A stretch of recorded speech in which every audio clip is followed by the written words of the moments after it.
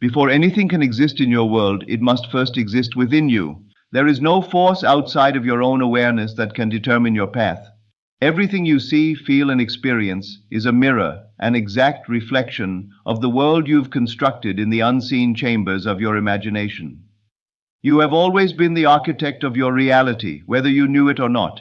Every success, every failure, every delay, every breakthrough, it has all responded to the inner conversation you carry with yourself. And the most sacred truth of all is this: your dream life is not something you chase, it is something you awaken to. You are not on a journey to find your dream life, you are on a journey to remember it.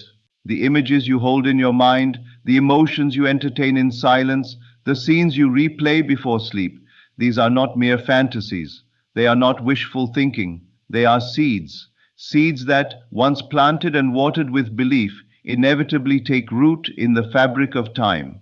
What you feel deeply and consistently becomes the reality you walk through. The universe does not operate on effort. It responds to energy, and the strongest energy of all is the inner knowing that what you imagine already belongs to you. Let me ask you this: what if nothing was missing? What if you were not broken, not behind, not unlucky, but simply unaware of the power already resting within you? The power to assume, the power to embody, the power to become. What if the struggle wasn't to get what you want, but to stop denying that it's already yours? The world has taught you to strive, to chase, to wait for proof before you believe. But the law of manifestation is the reversal of that. It is the art of believing before seeing, of embodying before receiving, of feeling the end result as if it is already so, because it is. And the only barrier between you and that truth is your own disbelief. Every time you say, "I hope it happens," you push it further away. Every time you say, "one day," you plant your power in the future, never in the now. But when you say, "it is mine," when you walk, speak, breathe, and think as if it's already done, the world begins to shift. Not because the world is responding to your effort, but because it is reflecting your inner agreement. You see, the secret is not to fight for your dream. The secret is to align with it. Stop begging for change and start becoming the version of you who already lives in the reality you desire. Imagine waking up tomorrow in that reality. How would you feel? How would you think? What decisions would you make? Now, here is the key. Feel those things now. Think that way now. Make those decisions now, because this version of you already exists in the unseen. And the more you assume its presence, the faster the seen will reflect the unseen. This is not delusion, this is divine law. You are already living the life you imagine. You don't manifest what you want, you manifest what you are.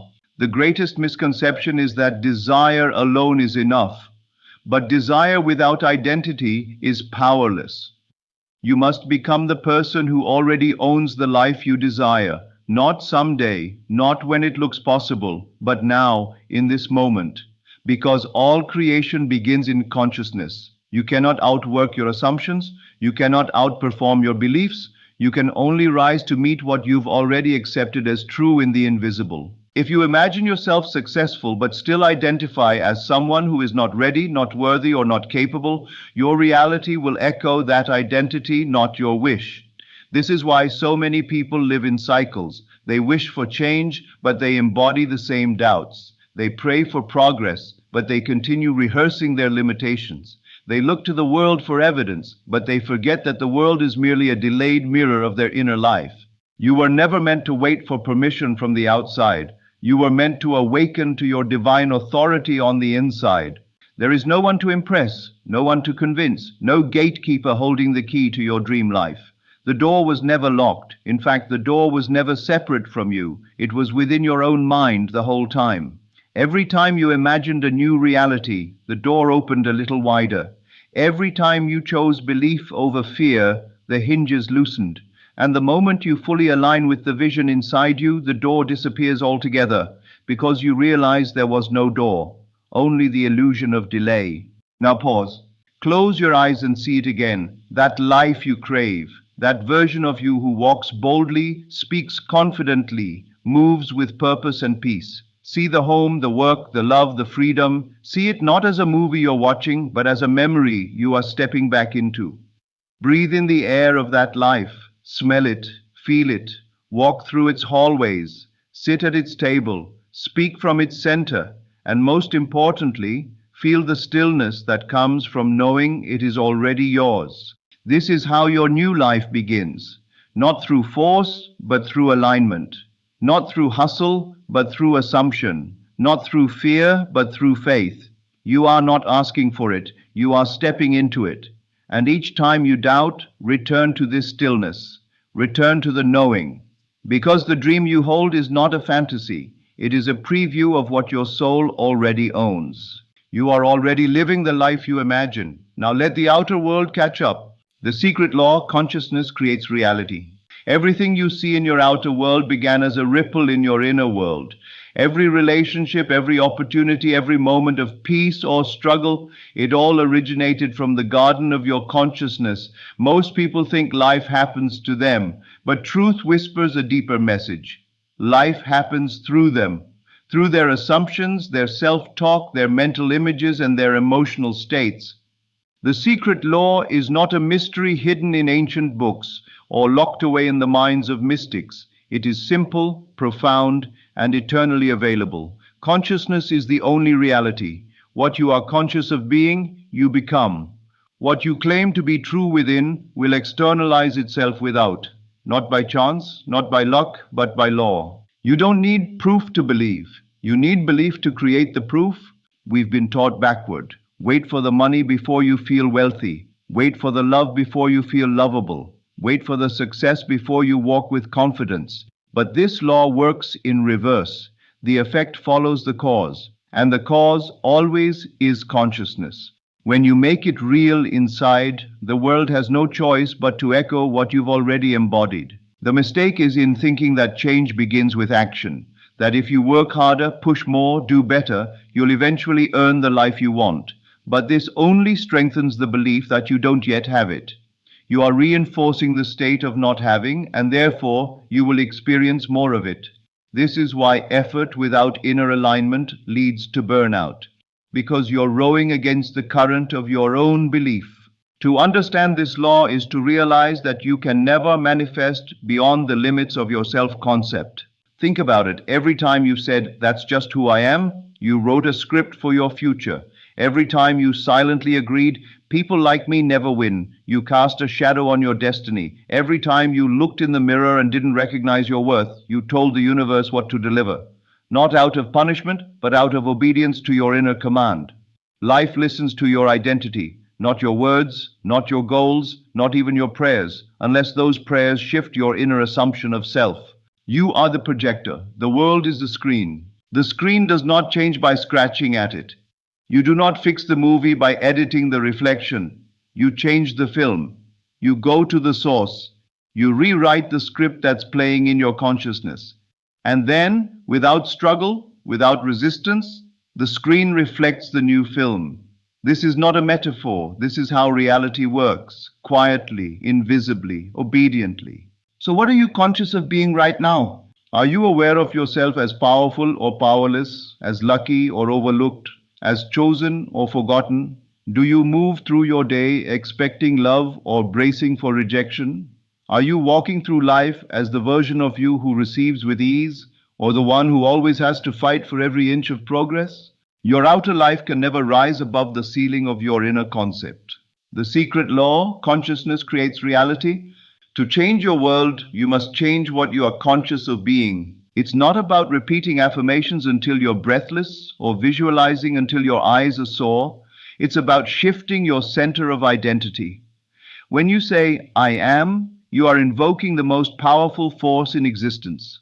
Whatever follows those words is the seed from which your entire reality will grow, not immediately, but inevitably. If you say, "I am always struggling," then life will obey.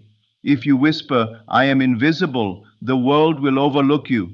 But when you dare to say, "I am abundant, I am loved, I am chosen," and you say it not as a wish but as a fact, everything begins to align with that frequency.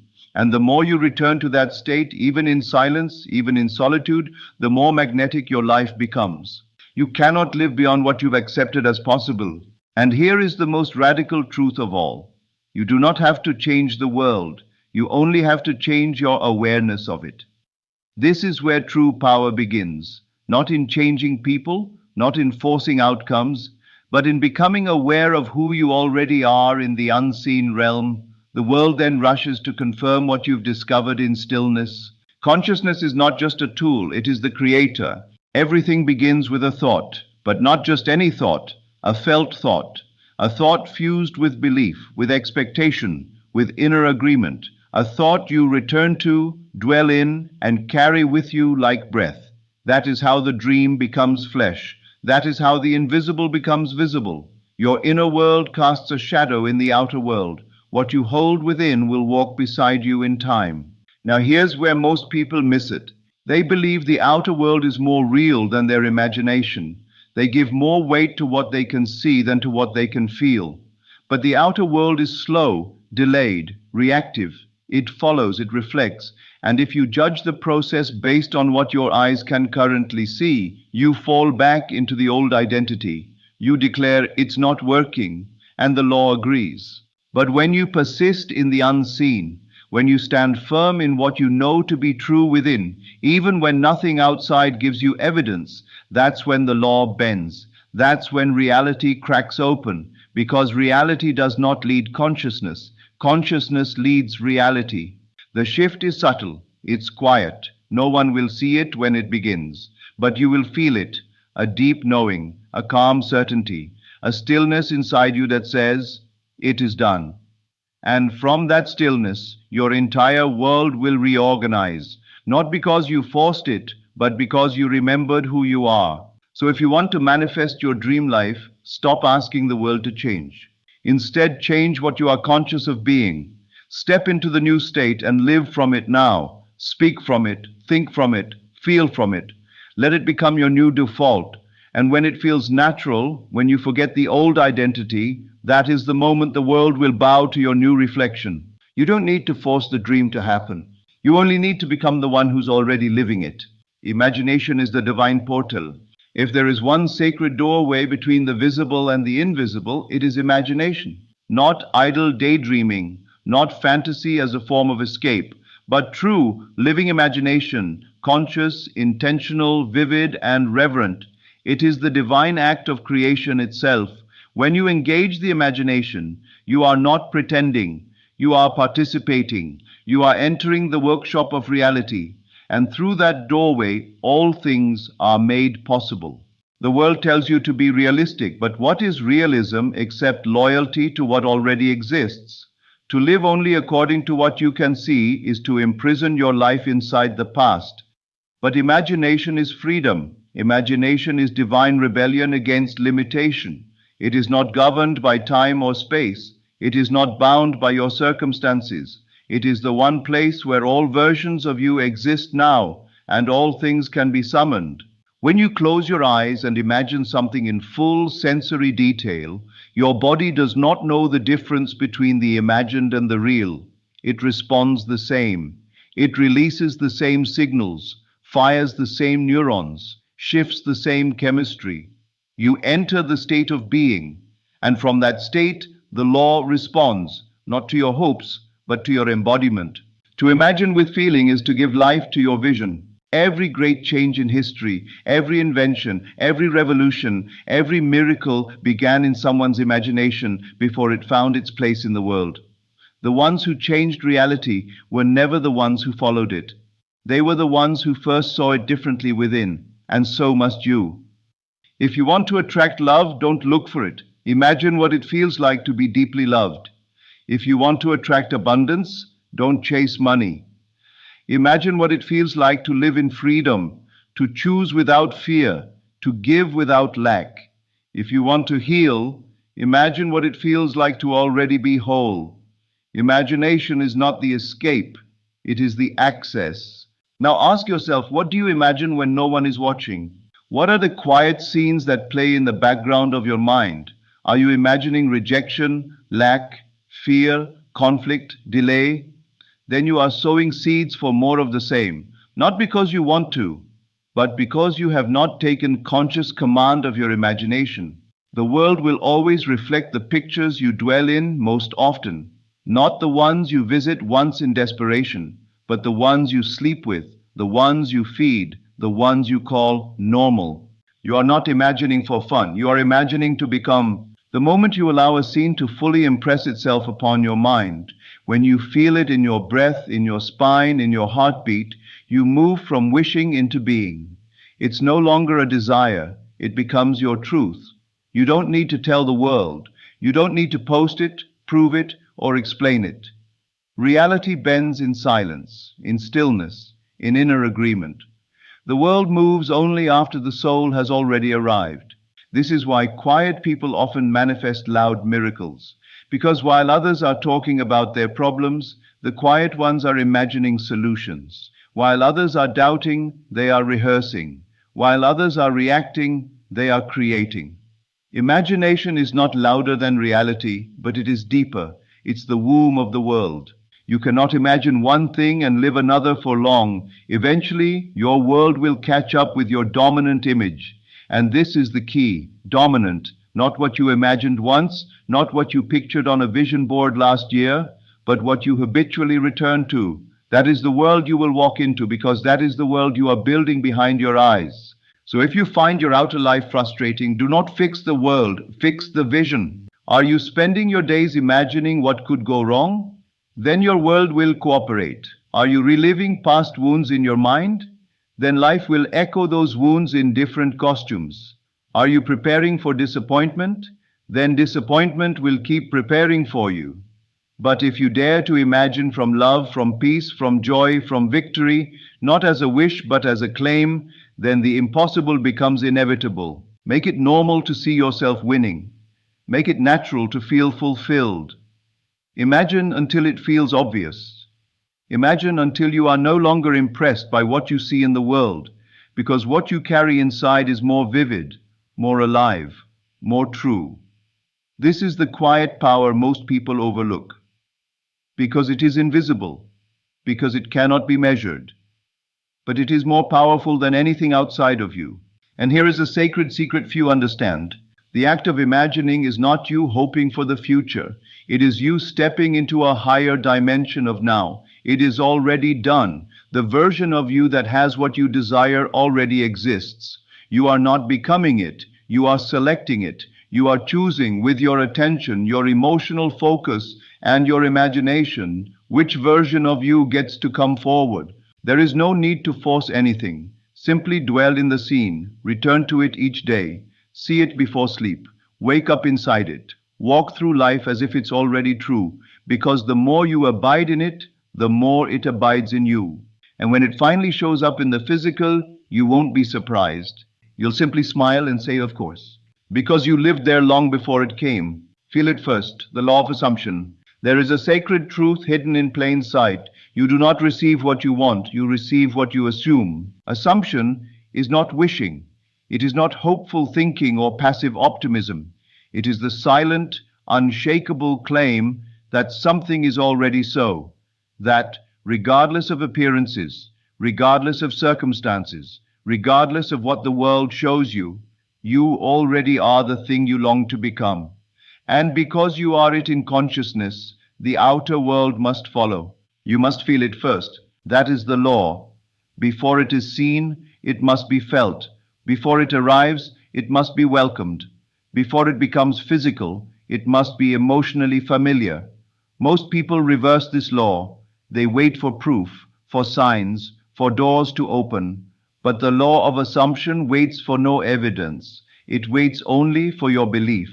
When you feel it as done, when you live from the feeling of fulfillment rather than longing, you become magnetic to the very thing you used to chase. You can assume anything. That's the power most never use. You can assume you are blessed, assume you are chosen, assume you are wealthy, assume you are loved, not in arrogance, not in fantasy, but in quiet knowing. You can walk into any room, any situation, any season of life, and carry within you the feeling that everything is working in your favor, that no matter what it looks like, it's already done. And when that becomes your new emotional baseline, your reality bends to match. The law of assumption is activated by feeling. not just thinking about the thing you want, but emotionally stepping into the version of you who already has it, not just seeing it, but sensing it, breathing it, speaking from it. This is why feeling is the secret, because feeling carries the signature of belief. When you truly feel something, you've already accepted it as real, and once you accept it internally, the law has no choice but to express it externally. Every time you say, "I'll believe it when I see it," you deactivate the law, because you are waiting for the world to move first. But this law moves through you. It begins inside always. The moment you say, "I see it because I believe it," you take your rightful place as creator, not reactor. You become the cause, not the consequence. Now think for a moment, what would it feel like to already be where you want to be? Not just to imagine the scene, but to feel the shift in your posture, your breath, your thoughts. How would your body respond? How would your voice change? What would you no longer fear? What decisions would suddenly become obvious? Live in that feeling now. Not tomorrow, not next month, not when the world confirms it, but now, because when you feel it now, you send out a signal, not to others, but to life itself. You declare, "This is who I am." And the law responds not to your effort, not to your delay, but to your alignment. You are not asking for the life you want, you are assuming it. And that assumption, felt deeply, repeatedly, with inner conviction, becomes your new reality. So many people wait for change as if life owes them something. They live with the belief that time will fix things, that eventually things will fall into place. But time is not the cause of transformation. Consciousness is. Time is only the stage upon which the unseen becomes seen. The real shift happens the moment you feel differently about yourself. Because the law does not give you what you beg for, it gives you what you expect. Expectation is not born in the mind, it is born in the emotional body. You can speak positively all day and still not expect anything to change if your feelings stay anchored in fear, in lack, in unworthiness. But the moment you feel like the person who already has it, you tip the scale. That is when everything hidden begins to move. Assumption is not about pretending, it is about remembering. You're not trying to convince yourself of something false. You're returning to the truth that already exists in another dimension of self. You are stepping into the state where the thing you desire is already done. And the more real it becomes to you in that inner world, the more natural, the more effortless, the more certain, the faster it will find its way into your external experience. You must persist in the feeling, not just once, not just in meditation, but as a way of life. You must walk through your day as if it's already true. When you're driving, when you're eating, when you're speaking with others, you carry the vibration of the fulfilled version of yourself. That feeling becomes your home, and what you feel at home in, the universe delivers. But here's the subtle truth. Assumption doesn't always feel dramatic, it feels natural. When something feels too far away, too exciting, too unbelievable, that's not assumption, that's desire without identity. True assumption is calm, it's normal, it's not fireworks, it's familiarity. When you've assumed a state deeply enough, it doesn't surprise you anymore. You wake up inside it like you've always lived there, and that's when you know it's real. The journey then is to normalize your vision. Make wealth feel ordinary, make love feel safe, make success feel expected. The moment it feels too big for you, it still exists outside of your self-concept. You haven't assumed it yet. But the moment you breathe it in with ease, as if it belongs to you already, then the law is in motion. So every time you sit in silence, every time you return to your inner world, don't just think about your dream life. Step into the feeling. Feel it in your body, feel it in your chest, feel it in your tone when you speak, feel it in the way you carry yourself. And each time you do, you are reprogramming your state of being. And once your state changes, everything else follows. No need to chase, no need to control, just feel it first. Assume it now. Let the feeling saturate your inner world until your outer world has no choice but to match. Your inner world is the real world.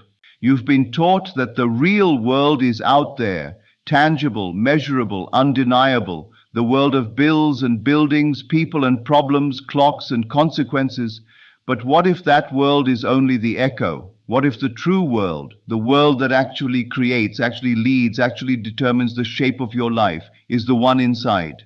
Because it is. Your inner world is the real world. Not because the outer is fake, but because the outer is late. It's delayed, it's reactive. It follows your consciousness like a shadow follows the body. To chase the shadow is madness. You don't adjust your life by scratching at the effects. You change the cause, and the cause always eternally is within.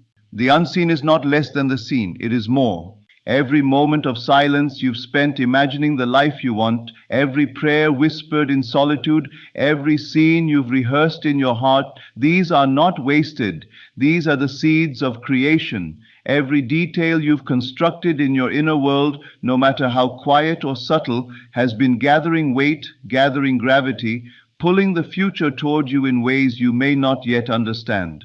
You've already been manifesting, but often without awareness. Now is the time to do it deliberately. Look around your life right now. The relationships, the habits, the finances, the recurring cycles, they are the byproduct of the assumptions you've held, the thoughts you've repeated, and the feelings you've rehearsed. Not because you're to blame, but because the law is always listening. It is always mirroring. It does not judge. It reflects. And this is where your power begins. If your inner world has created your outer, then it means you are not a victim of your environment. You are the source of it. You are the center of causation. And if you want something to change, you don't need to beg for circumstances to shift. You only need to revise the world inside you. Nothing changes out there until something changes in here. This is why someone can move to a new city and still repeat old patterns. Why someone can leave one relationship only to find the same pain in the next, because their geography changed, but their inner world didn't. The pattern isn't external, it's internal. You don't escape it by running. You transcend it by transforming. Your thoughts are not innocent. They are creative. They form blueprints. They build timelines. So ask yourself, what kind of world are you building in your mind each day? Do you replay the past as if it's still true? Do you speak about your life as if struggle is normal, as if delay is your identity? Do you carry images of fear, of rejection, of almost there but never quite? Then understand this. It's not life that's doing it to you. It's the inner world that hasn't changed yet. But it can change, and it begins with choice. You can choose new images, you can choose new emotions, you can choose new assumptions. And the moment you do, truly, deeply, not just with your lips but with your identity, the shift begins. The outer world has no power to resist the inner truth you dwell in with conviction. You see, reality is not created through effort. It's created through residence, where you reside in consciousness, emotionally and mentally, most of the time. Live in fear, and life will echo it. Live in lack, and opportunities will shrink. But if you begin to live, even quietly, even gently, in the vibration of, I am already blessed, the world reshapes itself to keep up with you.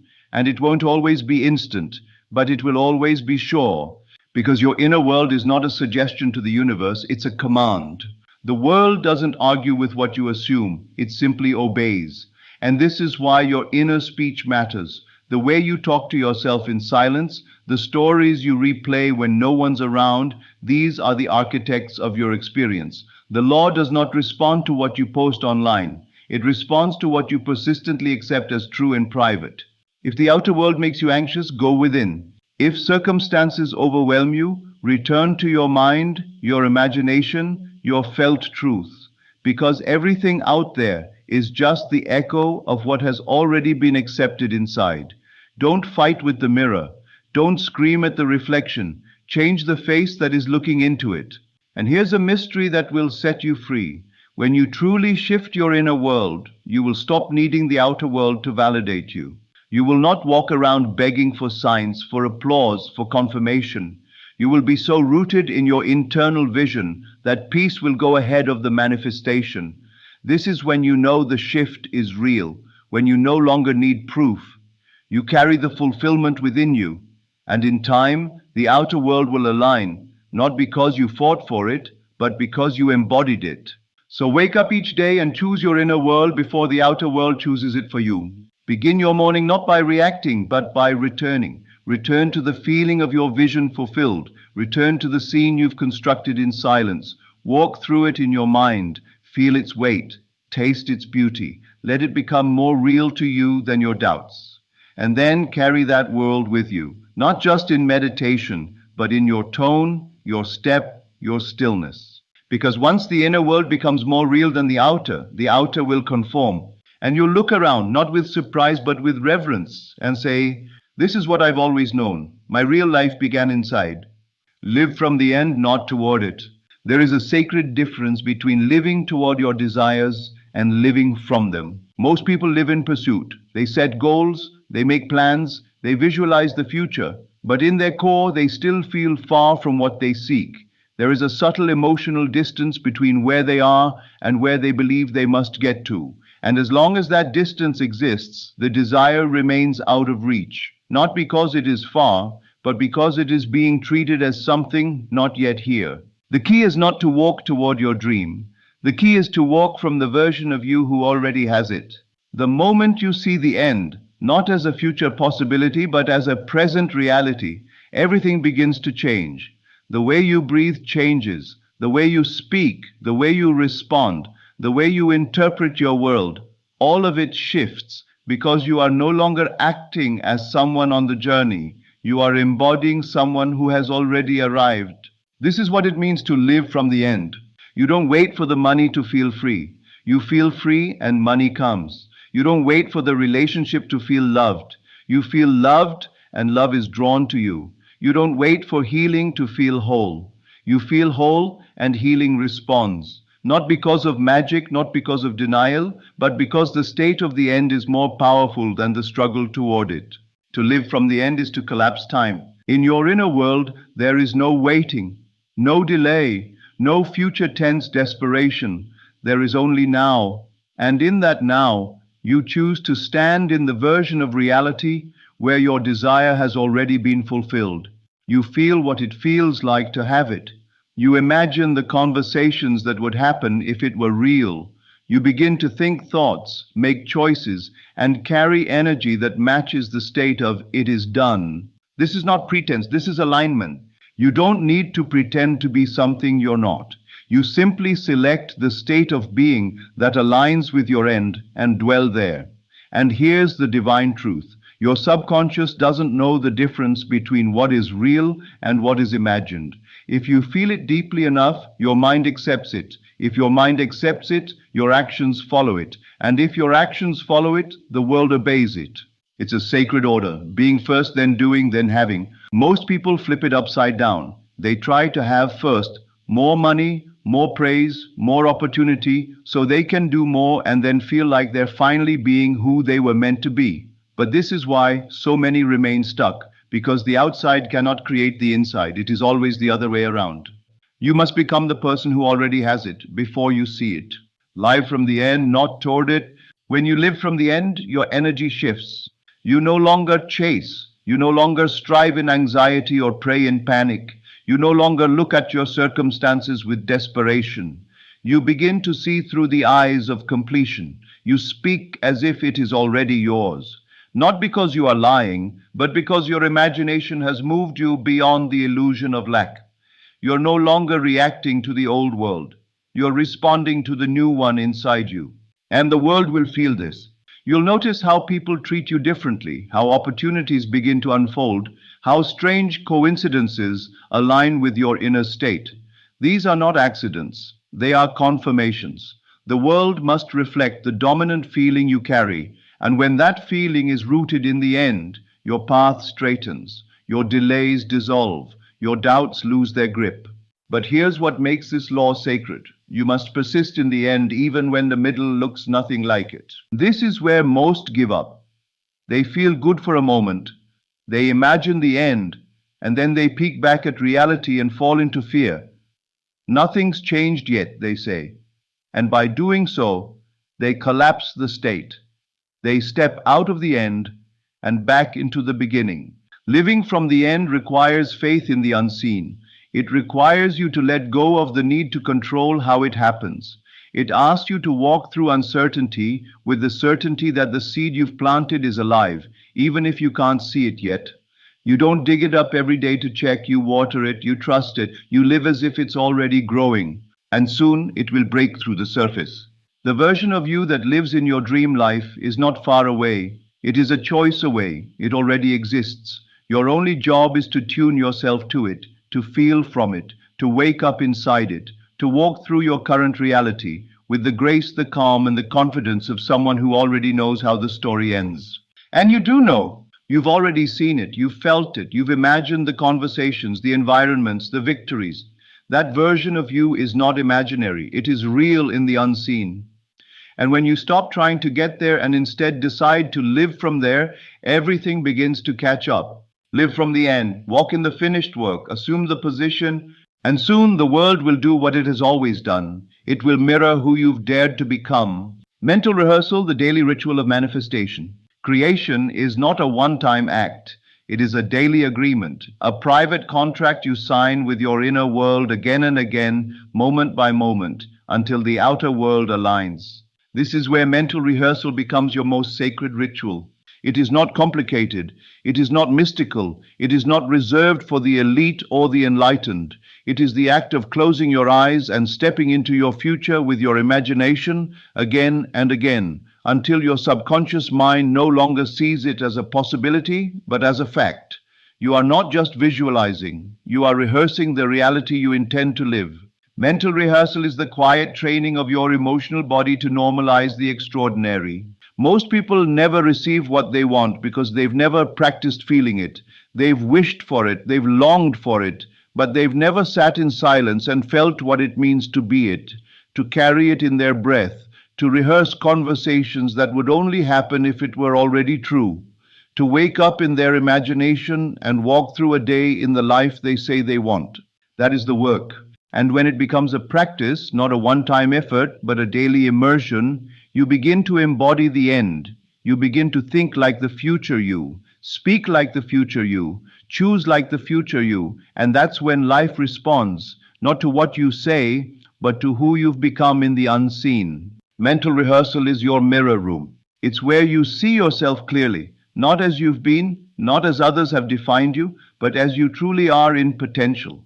When you rehearse a future scene with full sensory immersion, you condition your nervous system to recognize that state as safe, familiar, expected, and once it becomes familiar, you stop resisting it. You stop pushing it away through fear or disbelief.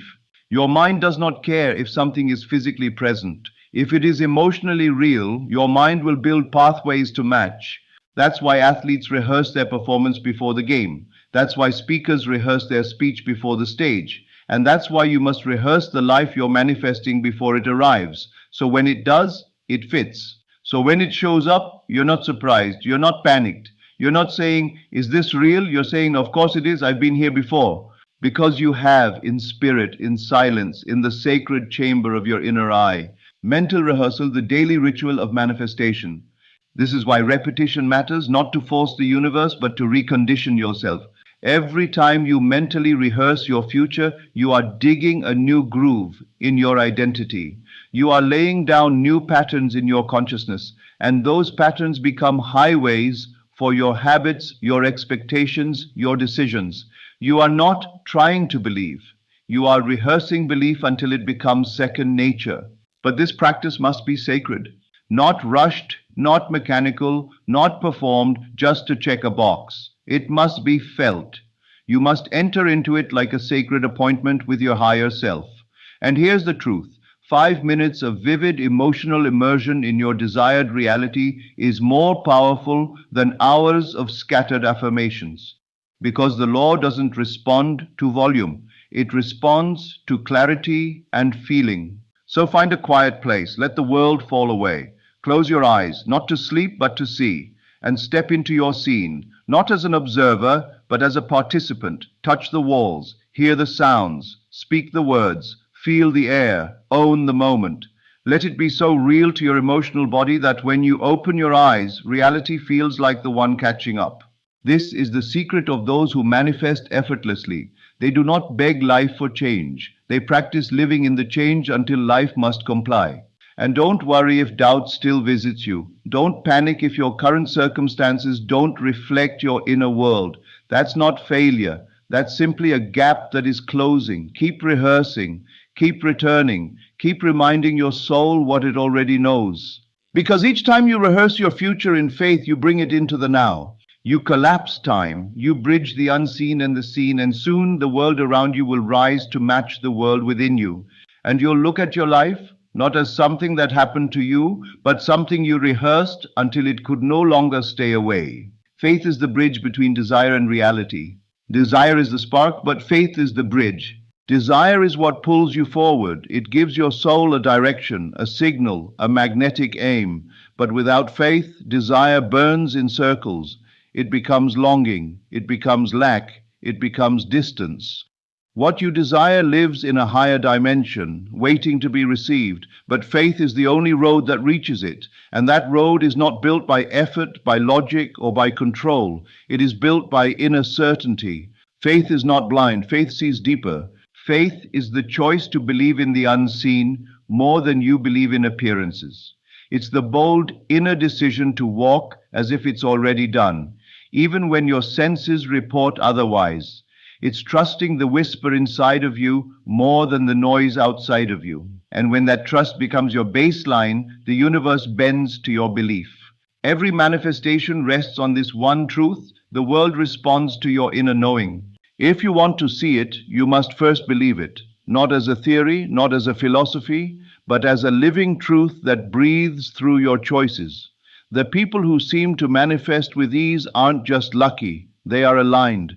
They walk through life with a kind of quiet authority. They carry the end result in their chest. They don't demand proof. They move with the peace of already having it. Because faith creates atmosphere, and atmosphere attracts form. Your faith is not just a thought, it's a field. It surrounds you, it fills a room, it shifts conversations, it draws people, opportunities, and events into alignment.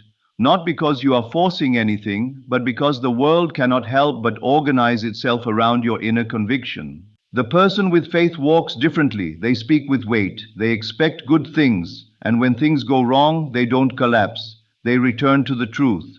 This is already mine.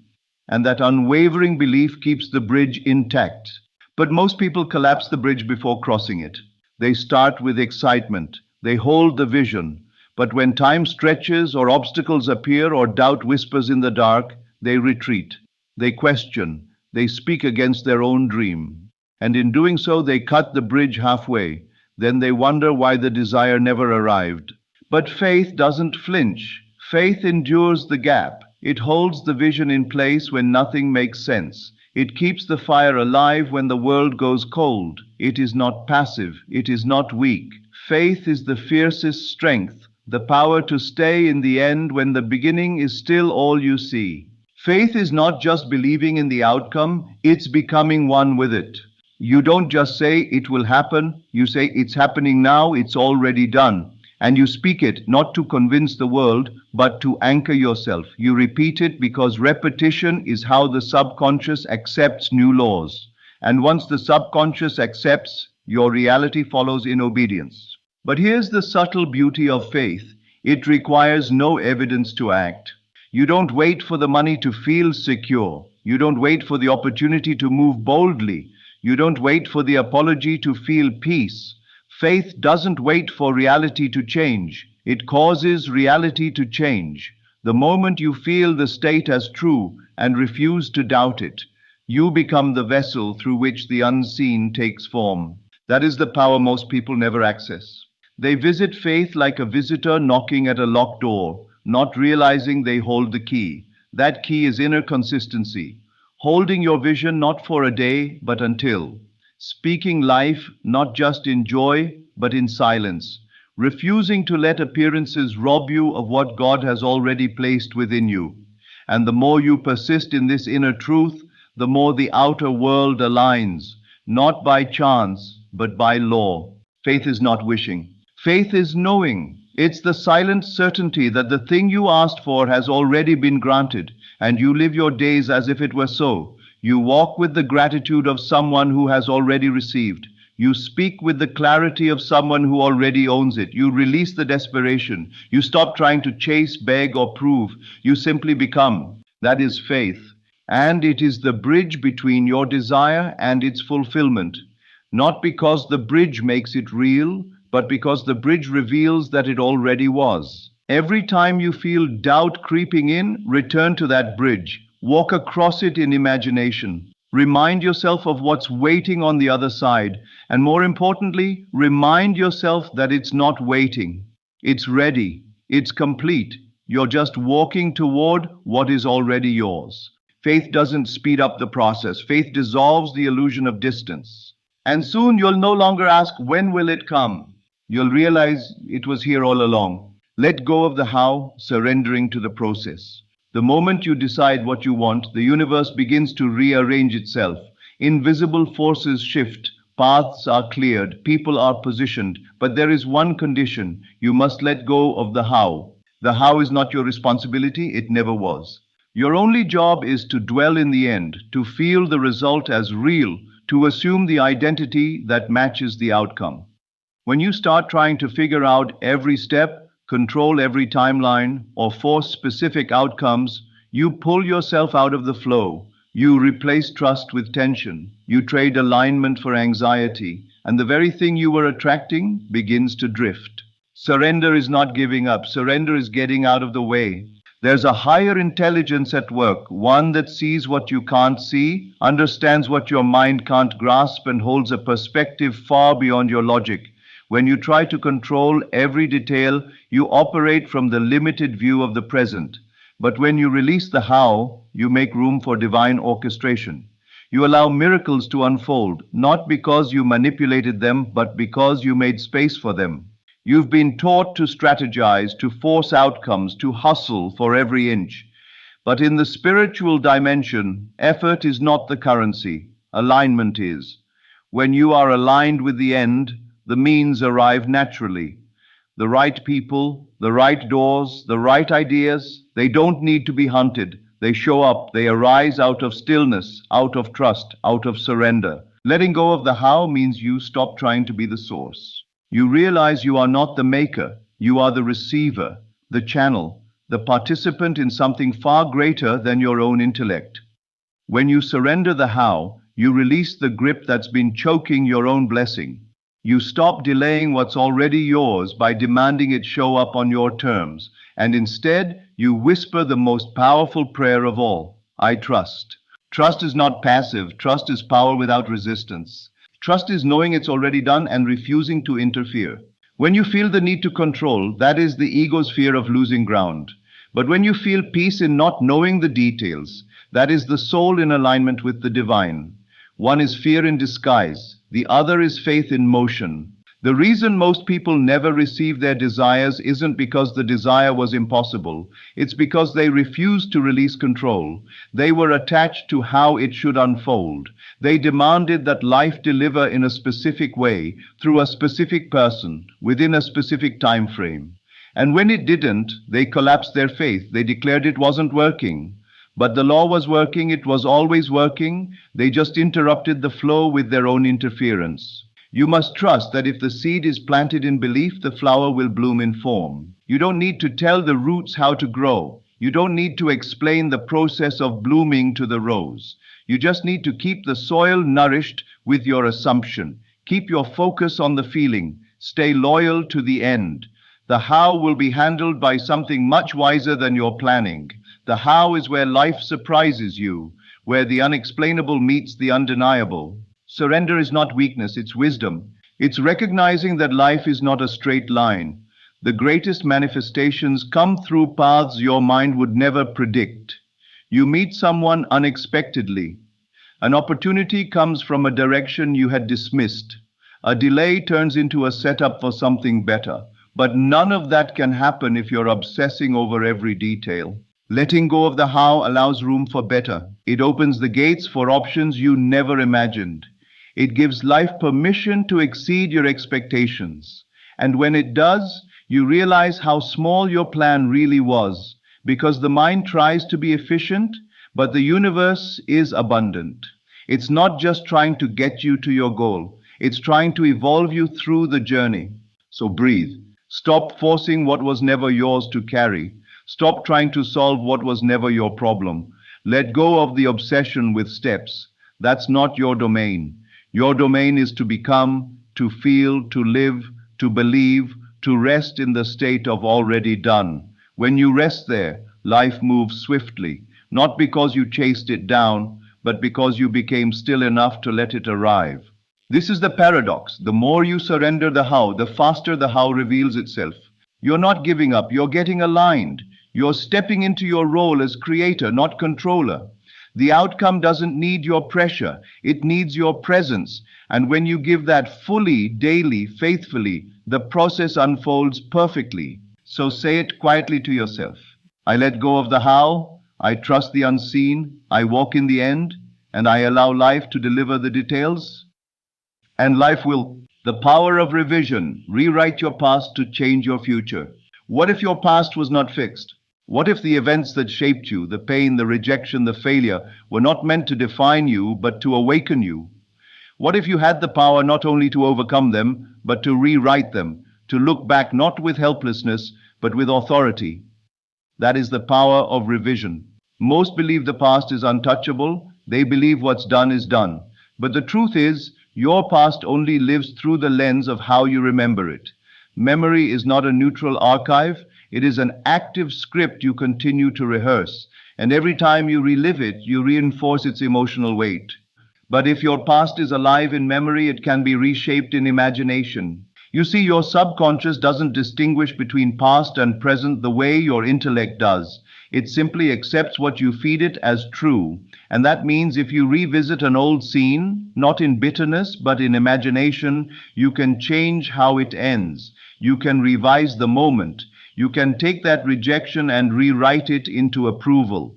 You can transform humiliation into victory, not because you're denying reality, but because you're selecting a new meaning, and meaning is what truly imprints the soul. This is not wishful thinking, this is a spiritual technology. When you revise a memory, you don't change the physical event, but you change its vibration. You change the energy that you carry with it. And since the outer world responds to your state, not your history, that energetic shift rewrites the trajectory of your future. Imagine the moments that haunt you, the conversation that wounded you, the failure that made you retreat, the childhood moment where you were made to feel small. You don't have to live in that loop anymore. You can close your eyes, enter the scene, and give it a new ending. See yourself walking away with peace. Hear the words you needed to hear. Feel the resolution. Breathe differently. Let the new version settle in. And here's the miracle. Your nervous system begins to release the tension. Your emotions soften. Your body forgets the old script. And your spirit starts projecting a new signal to the world. You are no longer the victim of that story. You are its editor. And that changes everything. You are not bound to your past unless you keep re-choosing it. Every time you tell the story the same way, every time you say, this is what happened to me, with the same emotion, the same pain, you're reliving that vibration. You're reaffirming your identity within it. But you are not the story. You are the author. And authors can rewrite. That's the gift most never unwrap. They think healing means forgetting, but healing often means retelling, not in denial of what occurred, but in surrender to a higher possibility, to see that even the painful scenes were not the end, that they were invitations to rise, that you have the power to take back your authority, not by erasing, but by reimagining. And when you revise often enough, something beautiful happens. Your future stops repeating the past. You stop attracting the same kind of people. The same cycles no longer find you. The same limitations no longer define you, because you've shifted the script, and the universe, being obedient to your state, stops playing the old soundtrack. It tunes itself to the new tone you carry. Here's how to practice it. At the end of the day, replay your memories in your imagination. Not just what happened, but how you wish it had happened. Did someone ignore you? Imagine them smiling. Did you fail? See yourself succeeding. Did you feel fear? Imagine yourself standing with peace. Do this not to fake reality, but to transform the emotional residue you carry, because that residue becomes the energy that creates tomorrow. And this is key. Revision doesn't only apply to the distant past, it applies to yesterday, to an hour ago, even to a moment that just passed. You are constantly sculpting your energetic field through how you interpret your experiences. And when you revise, you clean that field. You make space for something new. What you revise, you release. What you release, you rise above. Your past is not fixed in stone. It is written in vibration, and vibration can be retuned. So begin, gently, consistently, lovingly. Go back to those defining moments, not to suffer again, but to set yourself free. Rewrite the shame into dignity. Rewrite the fear into courage. Rewrite the loss into wisdom. You are not erasing your life, you are evolving it. And as your past softens in your spirit, your future will respond in kind. The world will meet the new story, and it will say, I don't know what changed, but you're not who you used to be. And you'll smile, not because you forgot what happened, but because you finally remembered who you are. The voice within, trusting intuition and divine timing. There is a voice beneath the noise, a whisper beneath the chaos, a signal beneath the static. It's not loud, it's not dramatic, but it's constant and it's always right. That voice is your intuition, the voice of your higher self, the echo of divine wisdom moving through you. Most ignore it, not because they don't hear it, but because it speaks a different language than the world. The world shouts in urgency, hurry up, do more, figure it out. But your intuition speaks in calm direction. It doesn't explain, it knows. It doesn't argue, it simply points. And when you begin to trust that inner voice, even when it doesn't make sense, you align with the rhythm of divine timing. You were never meant to walk blindly. You were designed to be guided from within. Your greatest breakthroughs won't come from logic. They will come from obedience to the invisible nudge. That moment when something within says, turn left, call that person, wait, let it go. And the more you listen, the more accurate it becomes. Like a muscle that grows stronger with each repetition, intuition sharpens through trust. But here's where most people struggle. They want a guarantee before they follow the guidance. They want a step-by-step plan before taking the first step. But faith doesn't work like that. Divine timing doesn't send blueprints. It sends breadcrumbs, clues, feelings, flashes of insight. And you must be still enough, quiet enough, and open enough to receive them, not just once, but as a way of life. Intuition is the bridge between imagination and manifestation. It shows you the invisible doors your mind can't see. And when you follow it, you move with grace. You skip the detours others take. You avoid the wrong rooms. You walk into the right ones at the right time, not because you forced it, but because you flowed with it.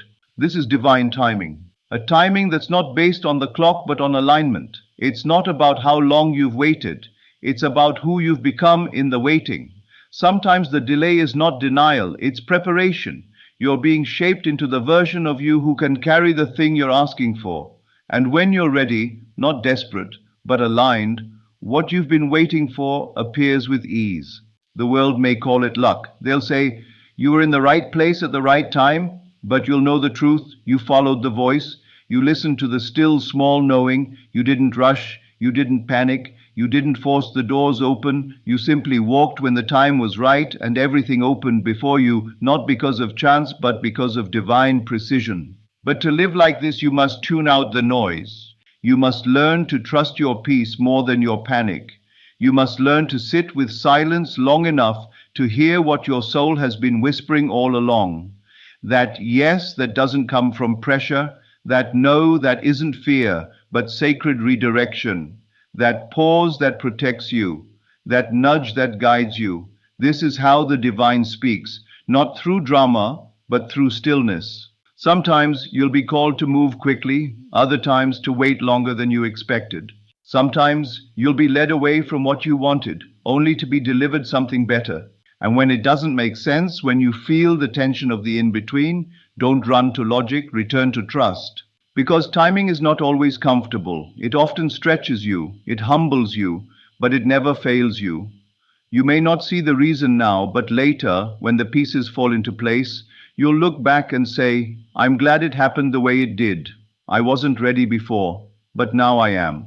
And that's the real beauty of divine timing.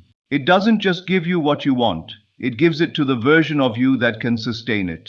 So walk in trust, not in hurry, not in fear, but in quiet confidence. Let others chase, let others force, let others stress. You listen, you wait, you move when the whisper becomes a pull. Because when you're aligned with divine timing, you never miss what was meant for you. It always finds you, exactly when you're ready to receive it. Persist in the assumption until it hardens into fact, first half. The moment you assume something to be true, fully, emotionally, without question, you give it permission to exist. But assumption alone is not enough. You must persist. You must hold the vision when it's easiest to let go. You must stay rooted in your new reality when the old one tries to pull you back. You must walk in the inner knowing of it is done even when every outer condition says nothing's changed. Because here lies the golden key. Persistence is what hardens the invisible into the visible. The assumption becomes fact not because you wish it, not because you forced it, but because you refused to abandon it. Every time you return to the end in imagination, every time you live in the feeling of your desire fulfilled, every time you respond to life from your future instead of your fears, you are reinforcing the state. You are planting the same seed again and again until it finally takes root deep enough to sprout. Most people stop watering right before it breaks the soil. They say, I guess it wasn't meant to be, and in doing so, they uproot what was moments away from blooming. The difference between those who manifest and those who don't is not worthiness. It's not intelligence. It's not luck. It's persistence. The ability to hold the inner picture steady while the world storms around you. To look at what is and say, this is old. My real life lives in the unseen and I will not leave it. That is spiritual maturity. That is creative power. That is what makes the impossible bend. Persistence is not about pressure, it's about presence. It's about choosing to stay aligned every day, not in perfection, but in practice. To bring your attention back again and again to the truth you've claimed. Even if you slipped yesterday, even if you doubted this morning, even if fear visited your heart an hour ago, you simply return. You return to the state, you return to the feeling, you return to the assumption, until it is no longer something you are practicing, it is something you are. True assumption is not a single act, it is a state of being. It becomes the background of your life. It becomes the unseen anchor holding you steady in every storm. While others react, you remain. While others retreat, you return. While others speak from what they see, you speak from what you've already claimed. And slowly, subtly, then suddenly, your world changes. Not because the world wanted to reward you, not because you got lucky, but because you stayed faithful to a truth no one else could see. You walked through darkness with the light still burning in your chest. You persisted, and the law had no choice but to obey. This is not stubbornness, this is divine confidence. It's saying, I know who I am, I know what's mine, I know where I'm going, even when it's lonely, even when the current reality feels like resistance, because assumption doesn't need applause, it doesn't need validation, it creates those things. They are the fruit, not the fuel. And here's the mystery, persistence is often quiet. It's not loud declarations or public affirmations. It's the silent refusal to go back to who you used to be. It's choosing the new you in private over and over until the outer world adjusts. You may be tempted to give up. You may wonder if you're doing it right. You may ask, how long will this take? But those are not the questions of the one who walks in the end. The one who walks in the end does not ask if they already know. They rest, they trust, they persist. Because they understand what I persist in becomes real. So let the old world try to tempt you with its evidence. Let it show you the same cycles, the same patterns, the same delays. Smile, not in arrogance, but in quiet knowing. That version of life is already expired. You've chosen differently. And you're not leaving the state until the world has no choice but to meet you there. Remain in the assumption until it no longer feels like effort. Remain until it feels like memory. Remain until it hardens into fact. And when it does, you won't even be surprised, because you lived there long before it arrived. So now you know, you were never broken, you were never behind, you were never waiting on the world to deliver you a life. You were simply being invited to remember who you are. From the very beginning, the power was never out there. It was never hidden in luck, chance, timing, or approval. It was never about hustle or begging the universe to notice you. It was always within. The kingdom was always within. The dream life you seek is not a future event. It is a present reality waiting for your inner agreement. You are not on a journey to become worthy of it. You are on a journey to remove the illusions that told you it wasn't already yours. You are not manifesting things, you are manifesting states of being. You are stepping into identity, into embodiment, into assumption. You are creating not by chasing, but by choosing. Not by force, but by faith.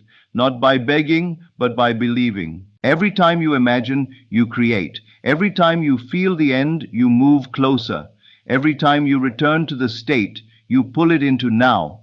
And every time you persist, you make it permanent. That's not motivation. That's law. That's truth. Let this speech not be something you merely listen to. Let it be something you return to. Let it be the anchor you come back to when doubt rises, when fear knocks, when the old reality begs you to submit to its limitations. Come back here, to this truth, to this inner world that knows what the outer world has not yet caught up to. You now understand. Imagination is the divine portal. Feeling is the signal of belief. Faith is the bridge. Persistence is the power. Gratitude is the final confirmation that it is already done. You are no longer becoming, you are selecting. You are no longer asking, you are assuming. Imagine a life where you no longer chase what you desire, but instead you rest in the certainty that it's already on its way.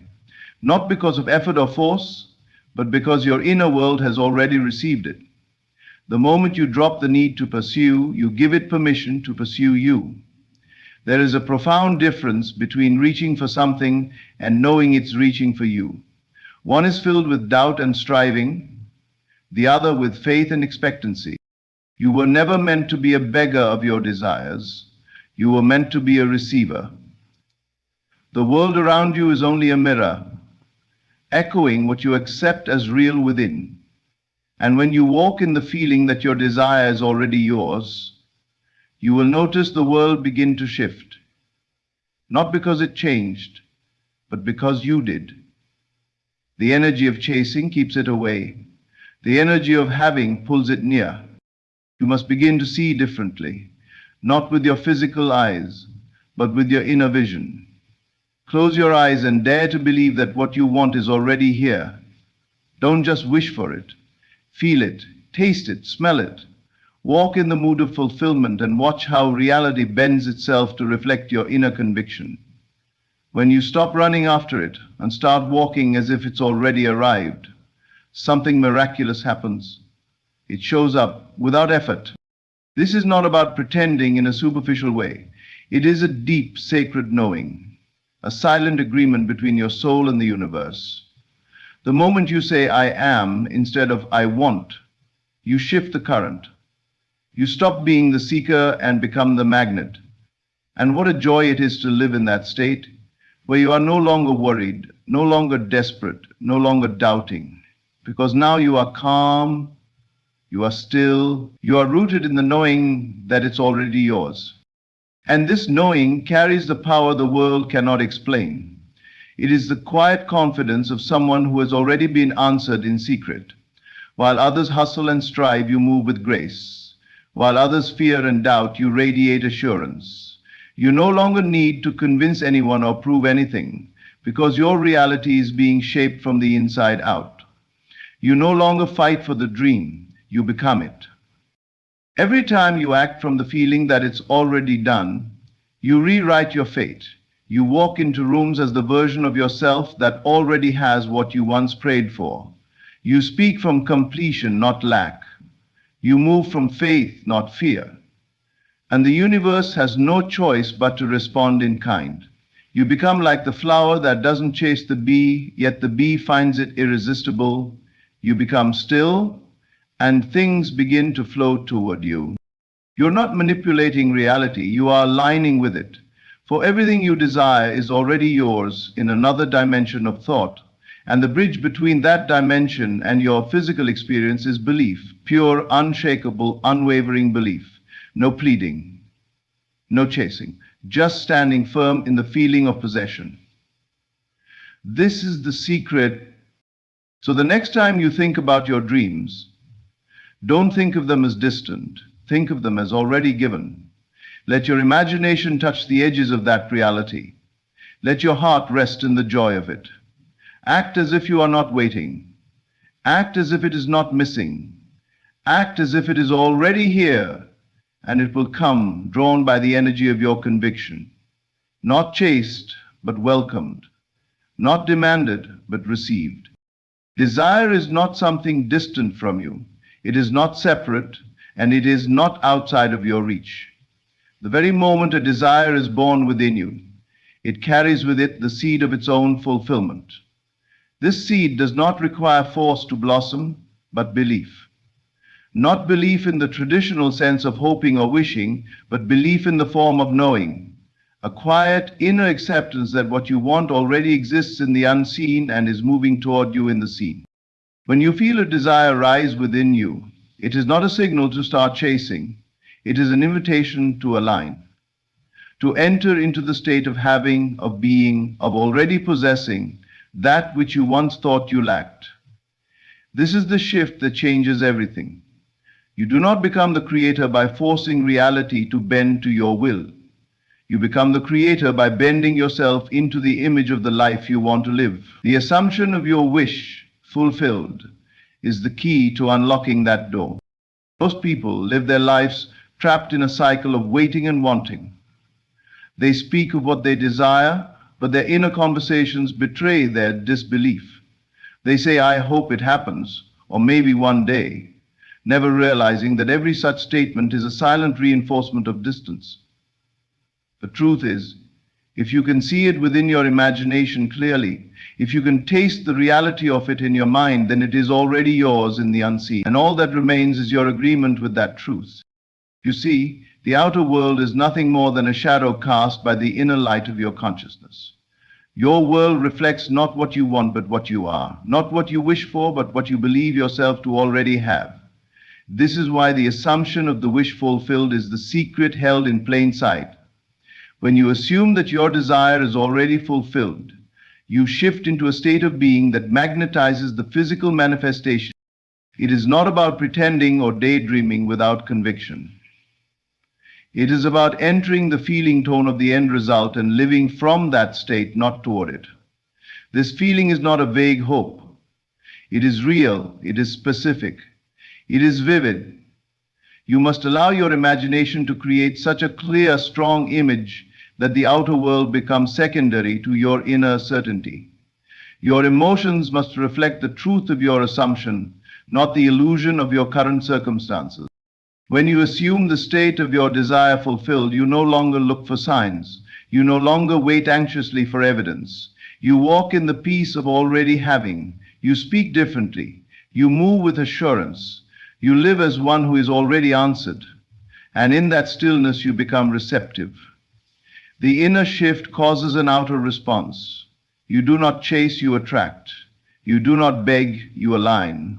And reality reshapes itself to accommodate the new state you have chosen to occupy. It is critical to understand that assumption is not wishful thinking. It is a creative act.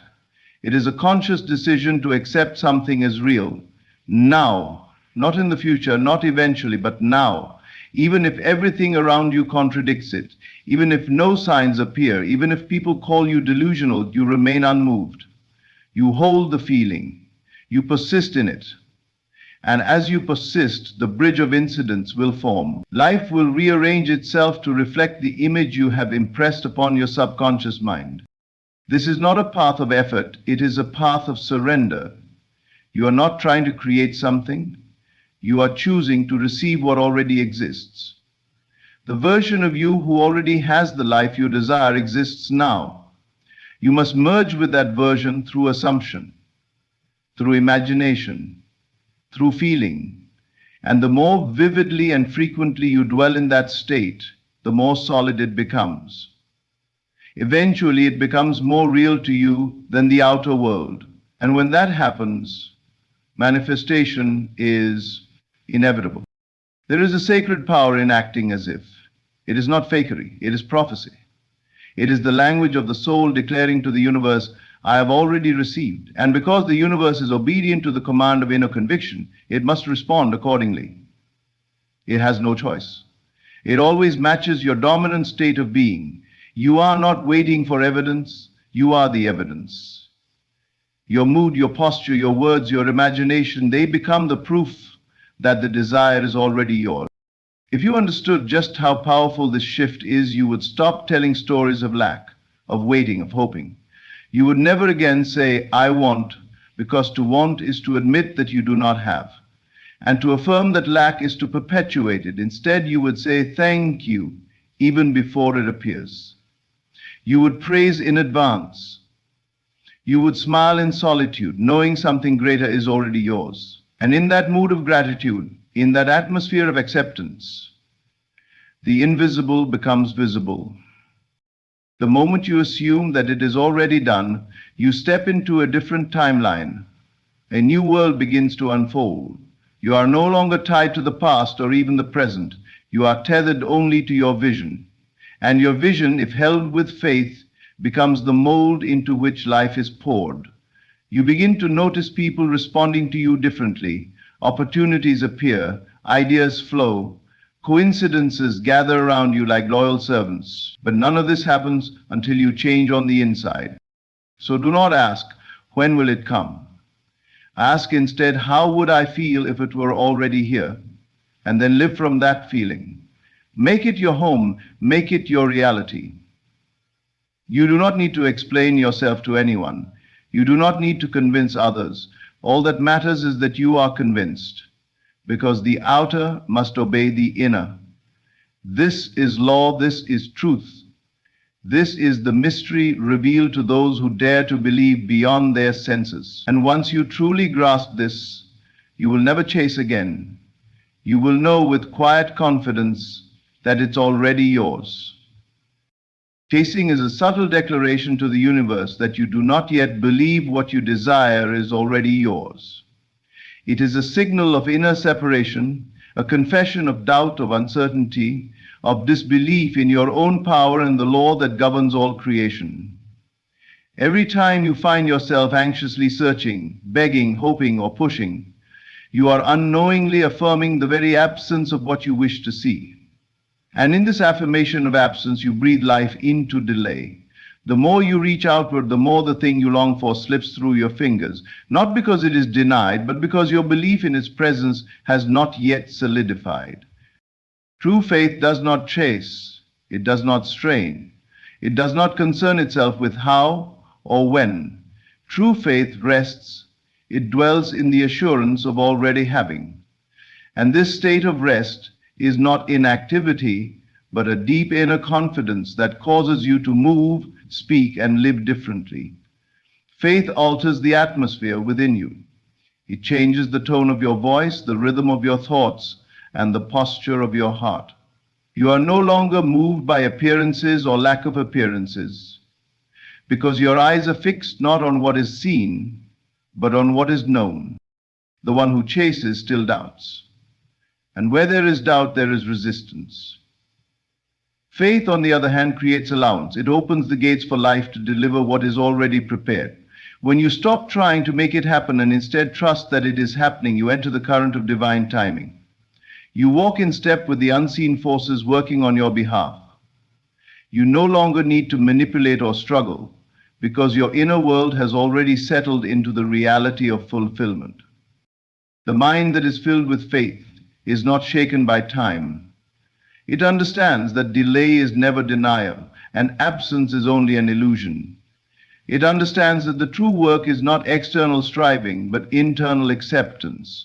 Once that inner acceptance is complete, the outer begins to conform, but not before. Many people spend years chasing what they could have simply received by assuming it.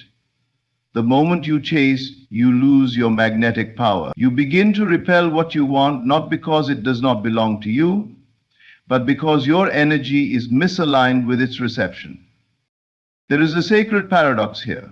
The less you try to force it, the faster it comes. This is not passivity, it is precision. You are no longer scattering your energy in all directions, but focusing it within. You are not exhausting yourself in effort, but concentrating your consciousness into a single, powerful assumption that it is done. From this place, your actions are not acts of desperation, but expressions of alignment. You move not to obtain, but to reflect what already exists within you. This is the great reversal that most fail to understand. To act in faith is to step beyond the need for proof. It is to build your reality on the unseen substance of conviction. Faith knows that what is real is not what the eyes can see, but what the soul has embraced. When you no longer need the outside world to confirm your vision, you are free, you are powerful, you become the master of your reality, not its servant. You understand that your state of being is the mold into which the clay of life must be pressed. So you choose to remain unmoved, unshaken, unwavering, because your truth is already alive within you. Doubt is noisy. It whispers in the background, always asking questions. What if it doesn't happen? What if I'm wrong? What if I'm waiting for nothing? And each time you give your attention to those questions, you give life to the wrong seed. But faith is silent. It doesn't ask. It knows. It doesn't need reassurance because the end is already seen. Faith walks like someone who's been told the outcome and believes it completely. That kind of inner peace cannot be imitated. It must be lived. And when you begin to live it, the world notices. Something shifts. Opportunities begin to find you. People respond to your energy in a new way. Circumstances align without your effort because you are no longer chasing, you are receiving. To stop chasing does not mean to stop dreaming. It means you no longer relate to your desire as something far away. It means you have collapsed the distance between you and what you want by stepping into the state of already having it. In this state, you think differently. You speak differently. You walk into every room with a quiet authority, not because you have the thing in your hand, but because you carry it in your heart. This vibration, this frequency is what draws it into form. The law cannot be fooled. It delivers not to the one who begs, but to the one who believes. Every desire you have is already fulfilled in a higher realm of consciousness. It is not being created, it is being revealed. And it is your belief, your deep sustained belief, that acts as the bridge between what is imagined and what is experienced. When you are full of faith, you are no longer preoccupied with the timeline. You trust the process because you have already accepted the outcome. You are no longer tormented by what you don't see because you are fully immersed in what you know. And in this knowing, you become a magnet. You radiate fulfillment. You speak with clarity.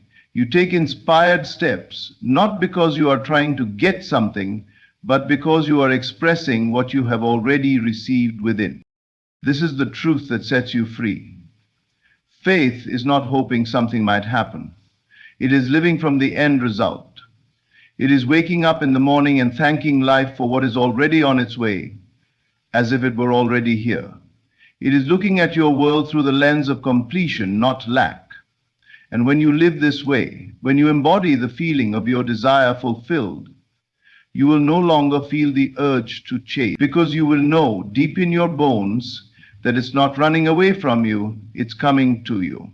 Always, without fail, because you have aligned not with the absence of it, but with the truth of its presence.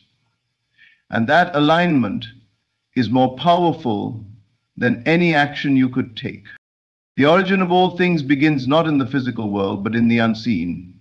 Before anything takes shape in your outer life, it first forms in the invisible realm of your consciousness. That which you call reality is nothing more than the crystallization of past thoughts, past assumptions, and past feelings. It is never the starting point, it is only the echo.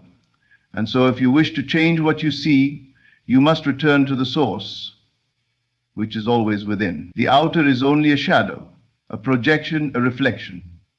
The real power lies not in what you do with your hands, but in what you do with your awareness. You are not here to chase or force outcomes through action alone. You are here to become inwardly what you want to see outwardly. The physical world is slow and bound by time, but the inner world moves instantly, unrestricted. You can be rich in your imagination while still holding an empty wallet.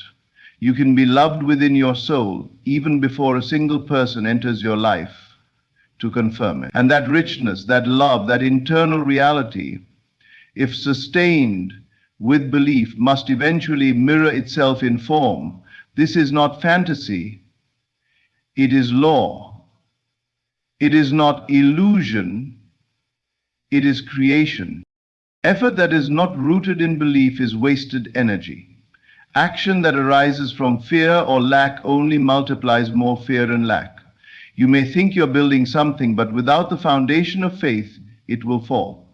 It will always reflect your dominant inner state.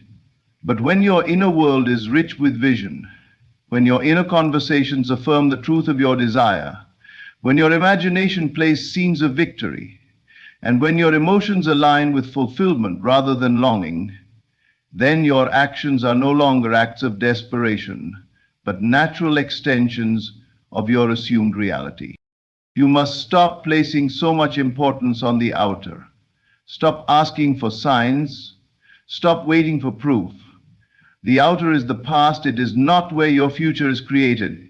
Your future is born in the thoughts you think today, the feelings you nurture now, the assumptions you accept as truth in the silence of your own mind. Every time you return your focus to the inner state, you take your power back. You begin to influence the film reel rather than the projection on the screen. And when the reel changes, the scene must change. It is inevitable. It is not about pretending. It is about embodying. Acting as if you already have the thing you desire is not about play acting. It is about realigning your entire state of being to the frequency of fulfillment. It is about making your inner world so vivid, so saturated with the feeling of already having, that the outer world has no choice but to match it. The universe is not responding to your effort.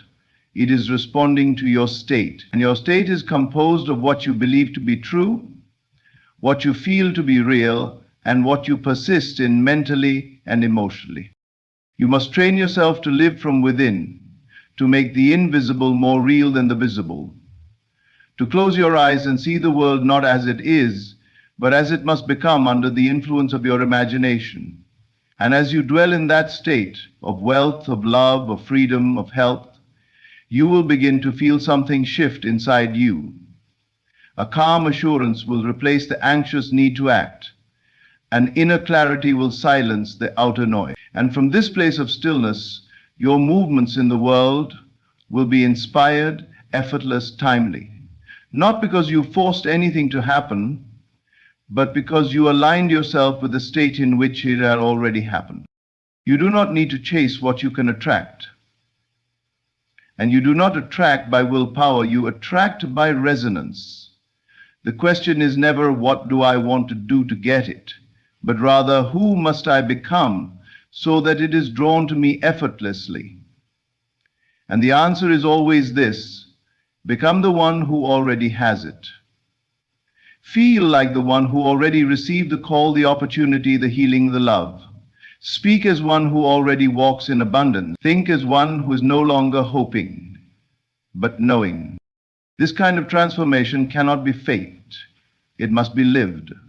It requires silence, solitude, and repeated return to your chosen state. It is a daily practice. It is moment by moment awareness. Every time you catch yourself slipping into doubt or worry or fear, you gently shift back. You remind yourself that everything comes from within. Nothing outside of you has power unless you give it power. And when you stop giving power to appearances, they begin to change. The world responds to your energy more than your effort. People feel your certainty even before you speak. Opportunities gravitate toward the one who is not frantic but still. And life unfolds beautifully when you stop struggling to make it happen and start assuming it's already happening. That's when your thoughts become magnetic, your presence becomes powerful, and your world begins to reflect the internal truth you've dared to claim. You cannot skip this step. No matter how much action you take, if it's not born from alignment, it will not last. Your inner state must go first, always. It is not a matter of doing more, it is a matter of being more. Being in the state of fulfillment, being in the feeling of already having, being in the belief that nothing is missing. And from that state you will act, but your actions will be guided, effortless, and divinely timed. You will be in harmony with life, not in conflict with it. You will no longer chase, because you will have become the one who receives. The secret is not in having more, but in becoming more. Before anything appears in your world, it must first appear in you. The version of you who already lives the life you desire is not far away. It already exists, not in time, but in consciousness. Your task is not to wait for the world to change so you can finally feel like you've arrived. Your task is to shift your identity now, to step into the state of being that no longer needs to chase, because it already knows, to become the version of you who has not the one who is waiting, not the one who is hoping, not the one who is trying. To become the version of you who already has what you want, you must ask yourself, not how do I get it, but who am I in the world where it's already mine? That question changes everything. It moves your focus away from external striving and returns your power to the only place it ever truly existed, within your awareness. You start to see that you are not trying to manifest something from outside, but rather reveal something from within. You begin to realize that the world you desire is not built by effort, but by embodiment. When you step into the identity of the one who already has it, you change your thoughts, you change your feelings, you change your decisions, you walk differently, you speak with a different tone, you engage with people in a new way, not because you are acting, but because you have shifted into a higher truth. You have accepted something inwardly that the world cannot yet see, but soon will. You are no longer reacting to life from a place of lack. You are creating it from a place of wholeness. And that shift of identity, that assumption of being, is what pulls the desire into your reality. You must understand that life does not give you what you want, it gives you who you are. If you see yourself as someone who is still waiting, still lacking, still chasing, then no matter what you do, your world will echo that state. But the moment you change your conception of yourself, when you truly believe you are already the one who possesses the desire, the outer world begins to reorganize itself to match that belief. This is not illusion, this is the mechanics of consciousness. The world cannot help but reflect your inner state. Think for a moment of someone who already has everything you desire. Not only the money or the love or the peace, but the identity, the posture, the assurance. How would they feel waking up in the morning? How would they move through their day?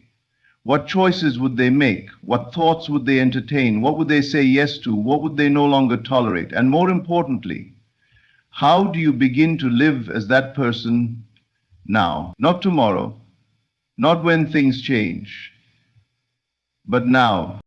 This is not a game of pretense. It is the discipline of conscious creation. You are not putting on a mask, you are removing one. You are no longer clinging to the old identity shaped by lack, fear, disappointment, or delay. You are surrendering it. You are stepping into the real you, the one who is always worthy, always abundant, always loved, always powerful. The one who doesn't need to hustle for validation because they already know they are chosen. And when you know that, when you feel that deep in your bones, your energy becomes undeniable. People feel it. Life responds to it. The reason most people fail to manifest their desires is not because they don't want it badly enough, but because they refuse to change their identity. They keep seeing themselves as the one who is trying rather than the one who already is. They speak words that contradict their vision, They feel emotions that reinforce the past. They act from a place of fear instead of faith. And then they wonder why nothing changes. But the truth is, the moment you become the version of yourself who already lives your dream life, everything begins to shift. Subtly at first, then unmistakably. This identity shift is not always comfortable. It may require you to let go of old habits, to release relationships that no longer reflect your truth, to walk away from environments that echo your former self. But this shedding is necessary. You cannot take the old identity into a new reality. You cannot carry doubt into a space of abundance. You cannot embody fear and expect love to flourish. You must make room, and that room is made when you choose to embody the new, fully, without compromise. Every time you declare with feeling, "I am already it," you rewrite your story. You alter the script of your life. You're no longer waiting for the world to give you permission, you are granting it to yourself. And that permission carries authority. It tells the universe, "I'm ready." It says, "I believe." And belief is the creative force behind every manifestation. Belief doesn't come after things appear, it causes them to appear. And belief is born from identity. You can't truly believe in something you don't feel you're worthy of. You can't believe in a life you still see as separate from who you are. That's why becoming is the bridge. It is the alignment. It is the portal between desire and manifestation. So if you want to experience a different reality, stop trying to do more and start becoming more.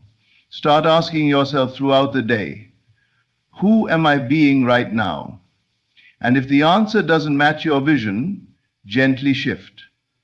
Not with force, but with intention. Feel your way into the version of you who already has it. Speak the words they would speak, hold the emotions they would feel, breathe as they would breathe, walk as they would walk. And do it again tomorrow and the next day, until it becomes so natural that you forget you were ever anyone else.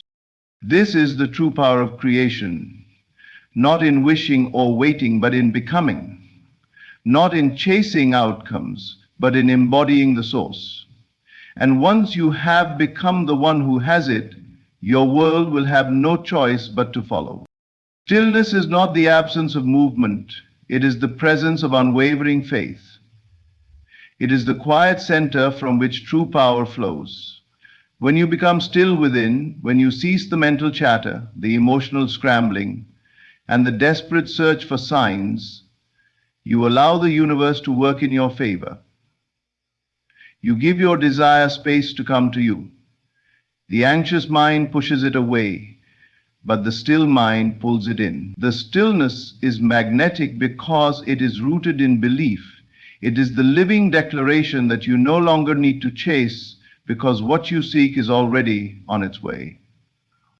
Most people misunderstand stillness.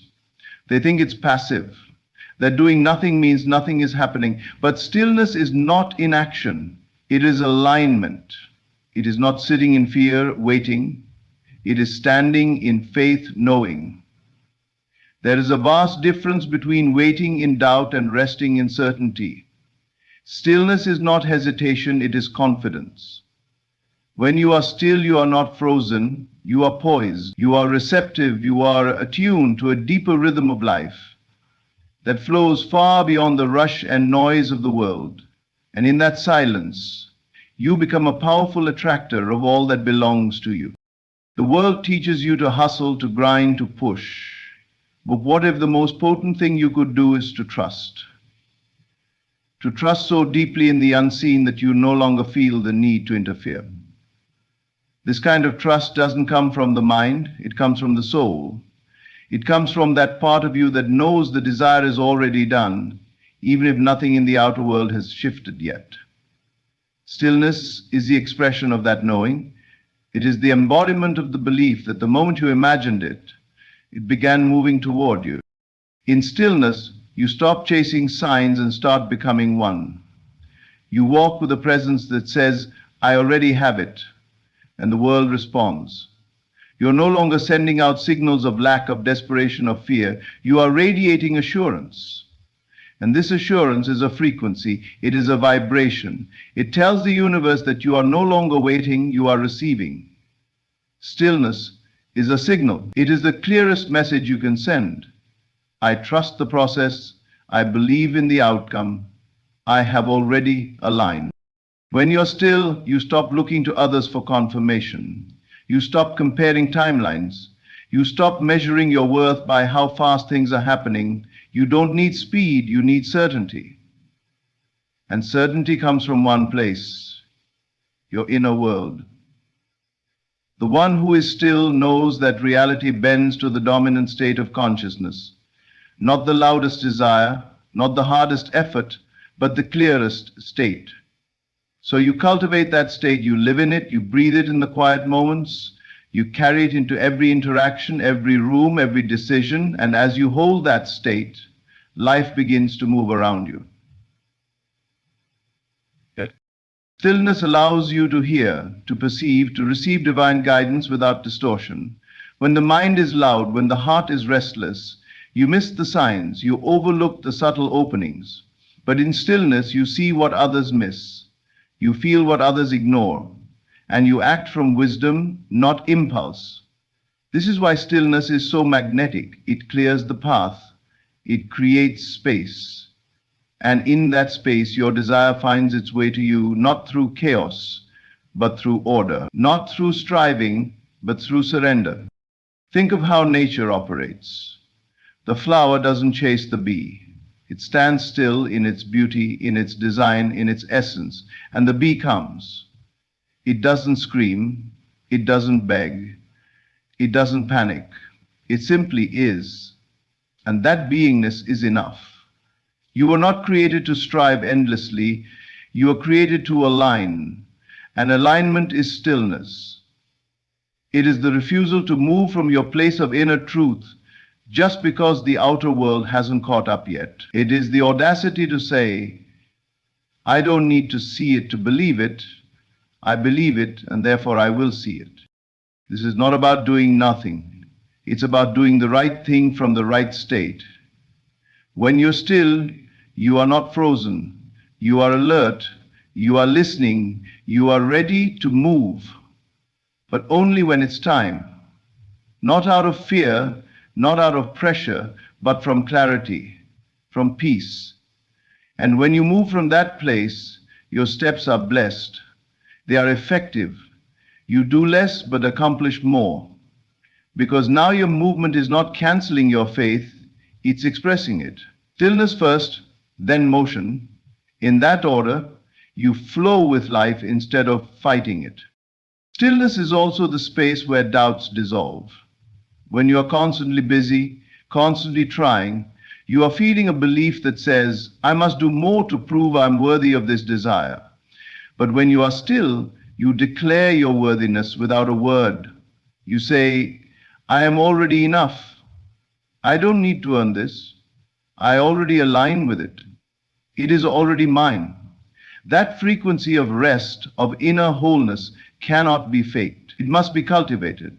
And it's cultivated every time you silence the noise and return to the feeling of fulfillment. Practice being still and watch how things begin to come to you. The right people, the right opportunities, the right moments. They are not random, they are not coincidence, they are responses. Responses to your energy, to your faith, to your stillness. The universe loves a still heart. It recognizes the soul that waits without worry. It honors the one who trusts without trembling, and it always delivers, not to the most desperate, but to the most aligned. Stillness is the doorway through which the unseen becomes seen, the imagined becomes real, the desired becomes delivered. When you rest in stillness, you create magnetic space. You no longer interfere with the unfolding. You let it come, fully knowing it will. You breathe deeply into the now without needing the next moment to justify your belief. And in that quiet, powerful space of inner silence, everything begins to move, not because you forced it, but because you stopped chasing it and allowed it to find you. Relax and stop chasing it. The very act of chasing something implies that it is running away from you. It suggests that what you desire is far from your grasp, that it must be pursued with urgency, with strain, with effort. But nothing could be further from the truth. What you seek is already yours. The problem is not in its availability, it is in your state of being. The chase only prolongs the distance between you and your desire because you declare with every anxious step, "It is not mine yet." That declaration is a command, and the world listens to it with unwavering loyalty. To relax is not to give up. To relax is to accept. It is to allow what is yours to come, not through force, not through desperate striving, but through inner certainty. When you close your eyes and feel the wish fulfilled, when you dwell in the assumption that all you desire is already fact, you stop running. You become still. And in that stillness, you begin to radiate the signal that calls it to you. You were not created to chase life. Life was designed to respond to your inner world. When your soul is calm, when your mind is at peace, when you dwell in the end as if it were already so, life organizes itself to reflect your state. That's the secret. The universe reflects your innermost assumptions, not your words, not your effort, not your chase, but your belief in the unseen. The world bends to the shape of your inner world. To relax means to trust. To stop chasing means to believe that what you have imagined is already moving toward you. It means letting go of the illusion of control and recognizing that your inner state is your true power. When you try to force things, you are declaring separation, you are affirming lack. But when you assume the feeling of the fulfilled desire and rest in it, you are declaring union, you are affirming abundance. You do not need to convince the world, you only need to convince yourself. That is where the true work lies. You can work tirelessly and still delay your desire if your inner state is filled with doubt. But one moment of pure assumption, one moment where you see it, feel it, and rest in it as truth, is more powerful than a lifetime of effort. Your outer reality is simply the echo of your inner convictions. You need not shout to be heard. You need only whisper it to your soul. Imagine what you want and feel as though it is already yours. Not tomorrow, not one day, now. The chase ends when the belief begins. The search ends when the knowing arises. You cannot force what is already yours. You can only accept it. Relax. Breathe. Let the tension dissolve. Let the urgency melt away. Let the mind fall quiet and the heart awaken to the truth. You are the creator of your reality. Your assumption is the seed. Your calm is the soil. Your belief is the sun. The harvest does not come by running through fields, but by trusting that what you planted must grow. Stop chasing. Close your eyes and receive. It is yours, not because you earned it through struggle, but because you dared to believe. The moment you begin to chase something, you declare with your entire being that you do not have it. Every step you take in pursuit of that desire is a subtle yet powerful affirmation that it is missing from your life. This is not merely about words or intentions, it's about the deep vibration you carry within. When you chase, you project lack. When you run after something with anxiety, with urgency, with the mindset of "I must get this," you create a state of resistance within yourself. You are saying, "It is out there and I am here and there is a gap between us." That gap, that perceived distance, becomes the very wall that keeps your desire from flowing effortlessly into your life. People often misunderstand this. They believe that hard pursuit is proof of desire. They believe that relentless action is the only way to make something real. But in spiritual truth, chasing is not the path to receiving. In fact, chasing is the clearest sign that you have not yet accepted your desire as yours. It is the denial of fulfillment, not the affirmation of it. The universe is not compelled by how badly you want something. It is moved by how deeply you believe it is already yours. When you chase, you radiate an energy of desperation. Desperation communicates fear, and fear always signals the absence of faith. It is impossible to be in faith and in fear at the same time. One cancels the other. The laws that govern creation do not respond to your words or your wishes. They respond to your inner state. And that state is always being broadcast whether you are aware of it or not. You can affirm abundance with your mouth and still radiate lack with your heart. You can visualize success and still carry an energy of unworthiness. You can pray for love while simultaneously believing you are not lovable. It is this contradiction between your conscious desires and your subconscious assumptions that keeps your manifestation just out of reach. Chasing something, even if it looks like determination on the surface, is often the evidence of this inner contradiction. To chase is to say, I do not have, and when you say that long enough, the world believes you. The mirror of life reflects back exactly what you project into it. You look at your current situation and you see absence. You see what's missing, what hasn't arrived, what hasn't changed, and then you act based on that observation. You try harder, you push more, you chase the thing with renewed intensity, thinking this effort will bridge the gap. But all you've really done is reinforce the belief that the gap exists. Chasing is a restless state. It is fueled by the idea that fulfillment is separate from you, that it lies somewhere in the future. But what if it didn't? What if the very thing you were chasing was already within reach, waiting not for more movement but for more stillness? What if the only thing delaying your desire was your refusal to believe that you could stop running? You must understand that your desire is not ignoring you, it is not hiding. It is responding to the message you are constantly sending it, and the most powerful message you can ever send is not, I want this, it is, I already have this. When you stand still in that truth, the energy shifts. Your being begins to align with the end, not the means.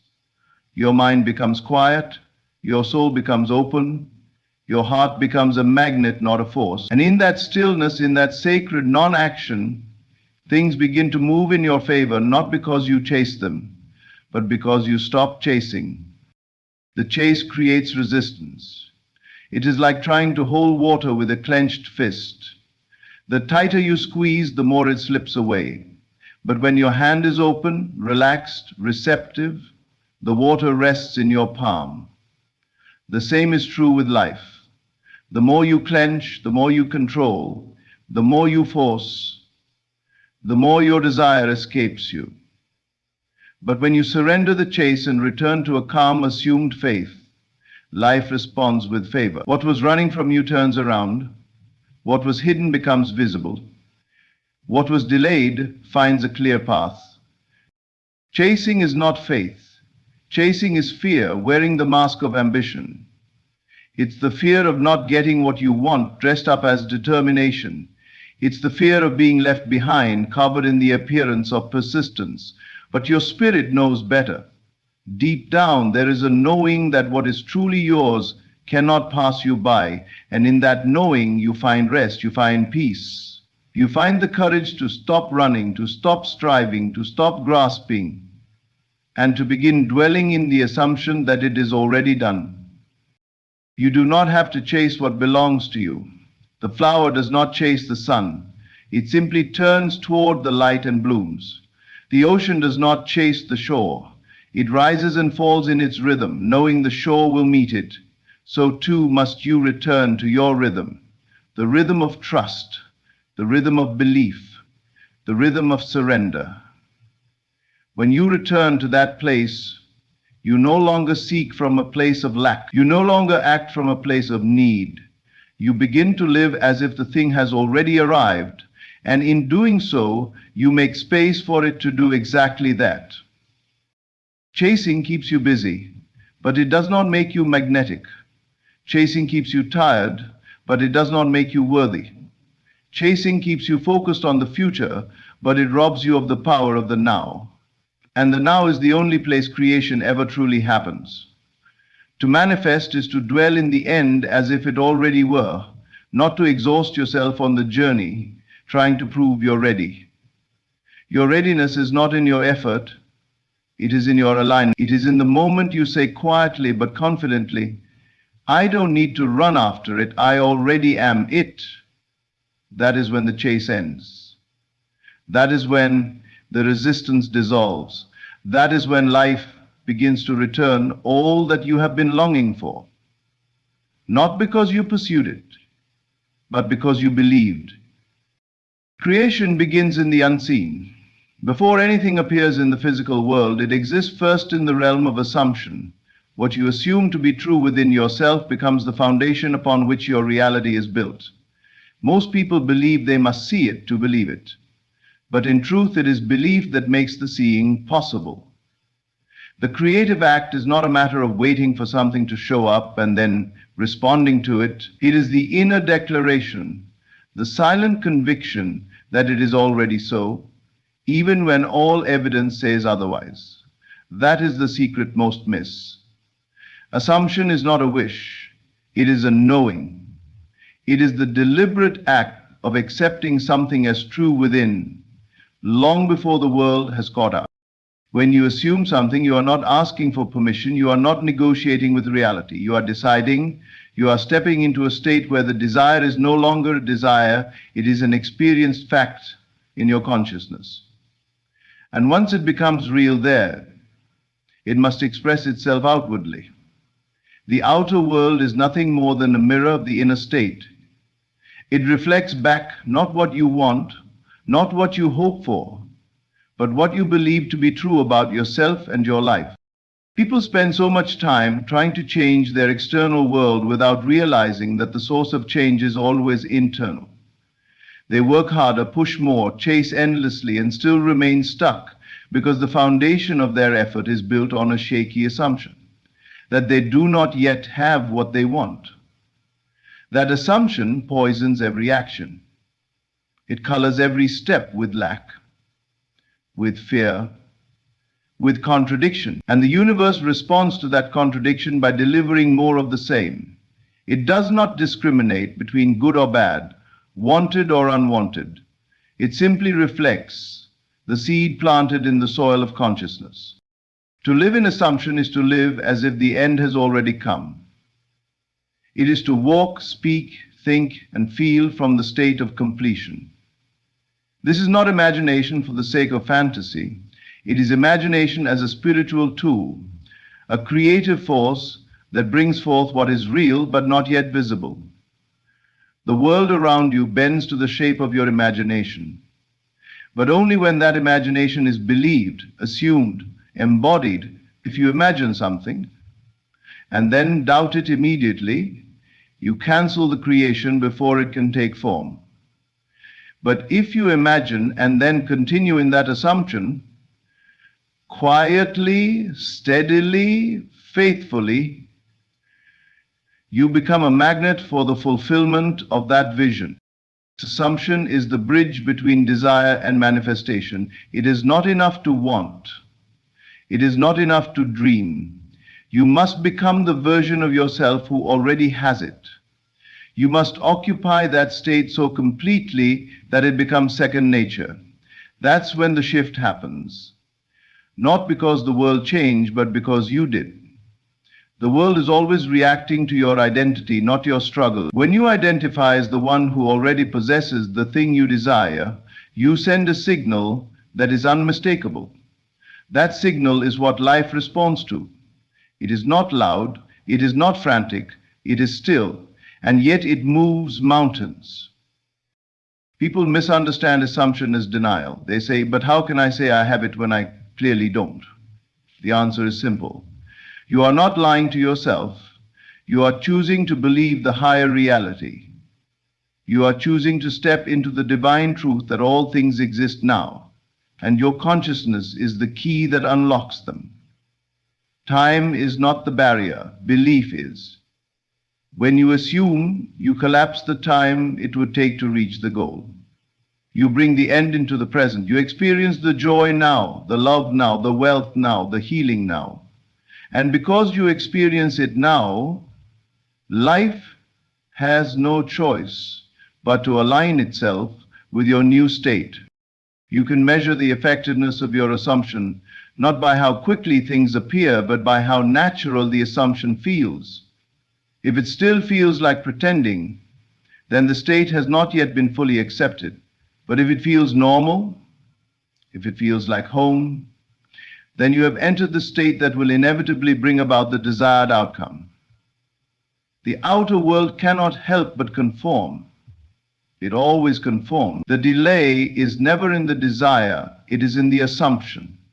The moment you shift, the world begins to rearrange. This is why you must guard your inner state more carefully than you guard anything else. It is your most sacred possession.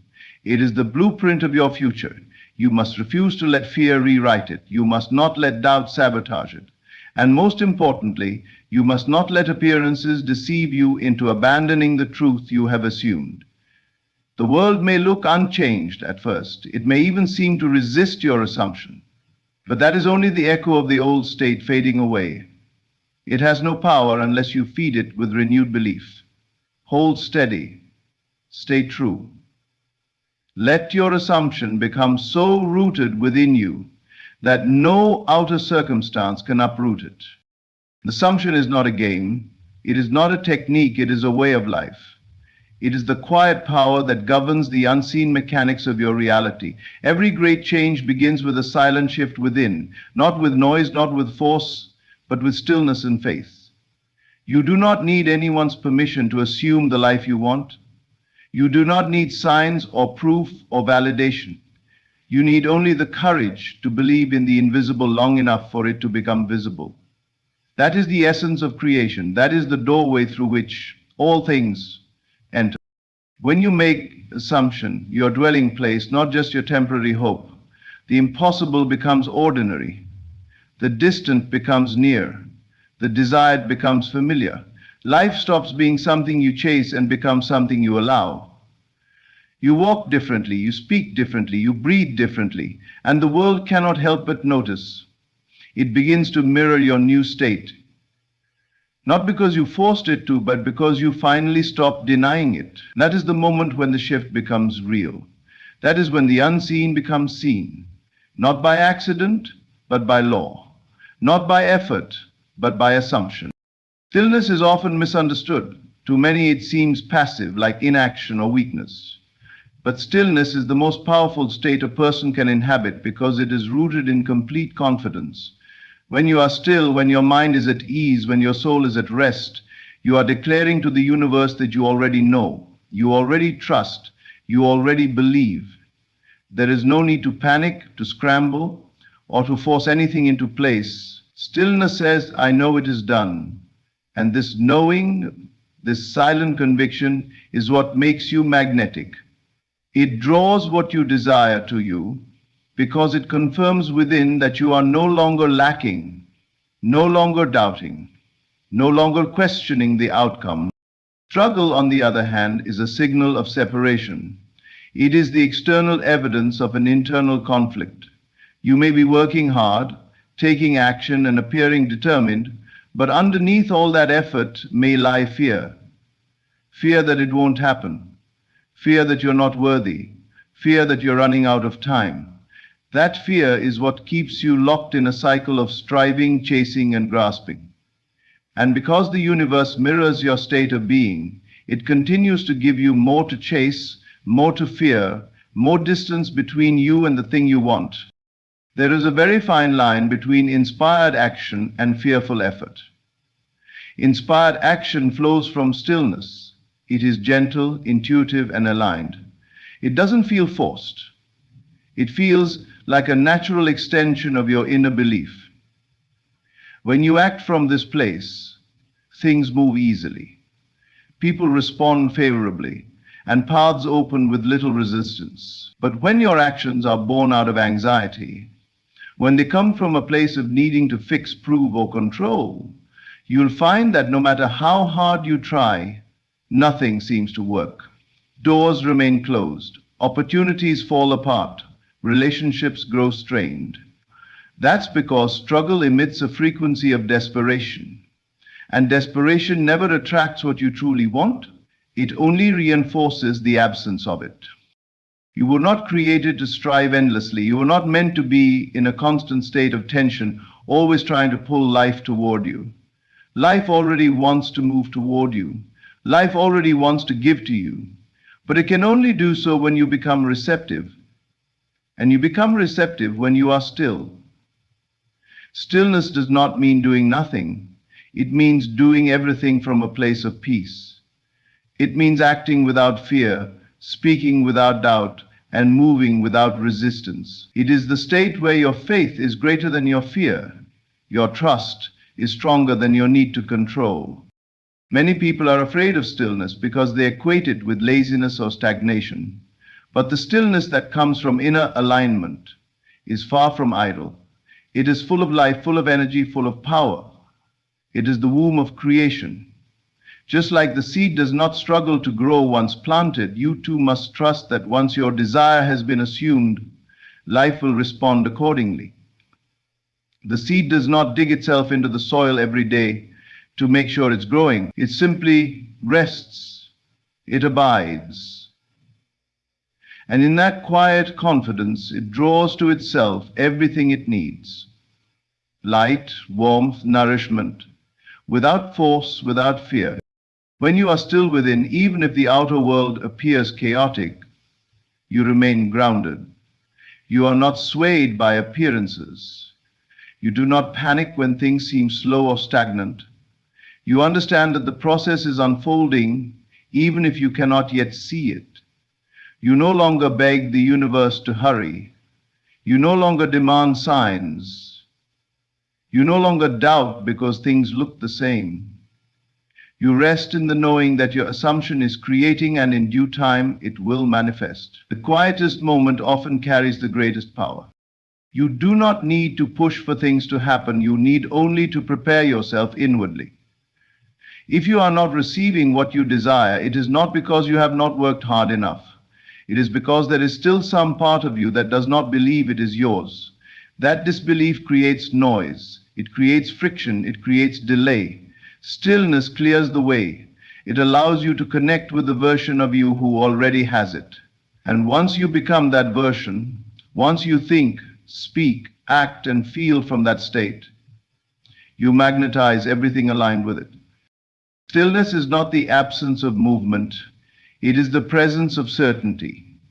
And certainty is the language the universe responds to. When you are certain, your energy shifts. Your frequency rises. You begin to attract from a place of fullness, not need.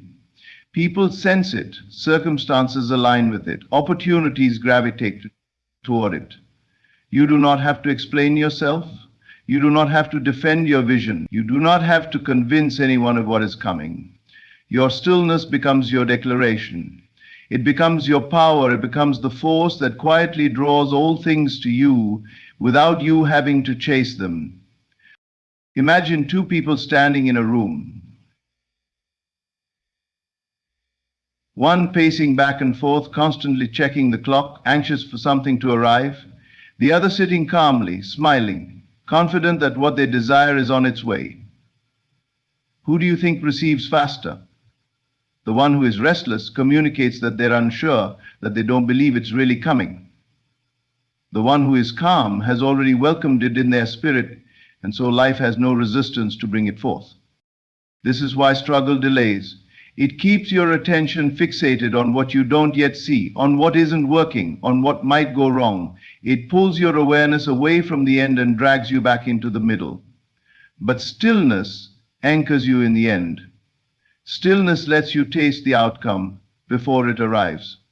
It is a rehearsal of the desired future, not a declaration that something greater is already unfolding. You must train yourself to find peace in the invisible. to become still, not only when things look good, but especially when they don't. That is where your true power is tested. That is where your faith becomes more than words. It becomes embodiment. When you can be still while the world is noisy, when you can hold your center while circumstances swirl around you, you have stepped into mastery. And from that place, you no longer attract what you fear, you attract what you are. You no longer live in reaction, you live in creation. You become the calm in the storm, the quiet center of a moving world, and everything begins to orbit around your stillness. Your inner state is the origin of everything that unfolds in your external world. It is not merely a background feeling or a fleeting emotion. It is the silent architect of your life's experiences. People look to circumstances, to other people, to luck or timing to explain the condition of their lives. But the real explanation is always within. The thoughts you consistently entertain, the feelings you allow to settle into your heart, the beliefs you hold about who you are and what you deserve, these are the blueprints from which your world is built. The outer reality is nothing more than a mirror, reflecting back the contents of your inner world. Many fail to grasp the power of their internal state because they are conditioned to believe that reality is fixed, that it is something to react to rather than something they create. They say, I feel poor because I am poor, or I feel lonely because no one loves me, not realizing that the feeling came first. The state of poverty, of loneliness, of lack, it was born not from the world, but from within the self. And once accepted as truth, it began to express itself outwardly, forming events, drawing people, and shaping environments to match that inner conviction. You do not attract what you want, you attract what you are. You attract the sum total of your dominant thoughts, emotions, and assumptions.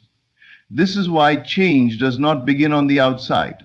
You cannot decorate the surface of your life with temporary improvements while ignoring the chaos that rages within. Eventually, the outer world will crack and crumble to reflect the unrest you never addressed. If you want peace in your life, you must become peace. If you want love, you must become love. If you want success, you must see yourself as successful before any external marker arrives. The world cannot give you what you do not first give to yourself through the belief in its presence. This is not about pretending. It is not about ignoring difficulties or playing make-believe.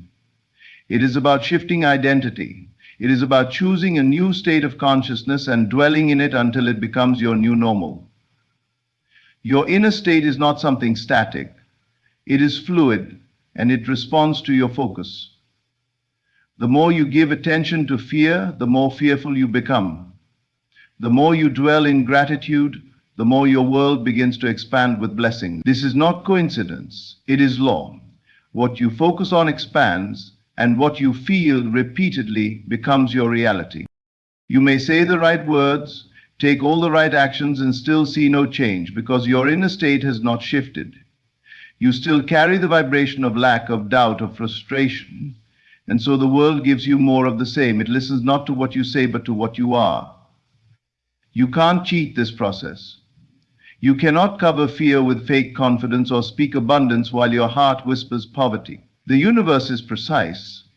It responds with absolute clarity to the frequency you broadcast. And that frequency is set by your dominant state of being. If you want to change your life, the first step is not external action, it is internal alignment. You must become aware of what you are radiating. Are you constantly worried? Do you feel unworthy? Do you secretly expect things to go wrong? These states, though subtle, are powerful.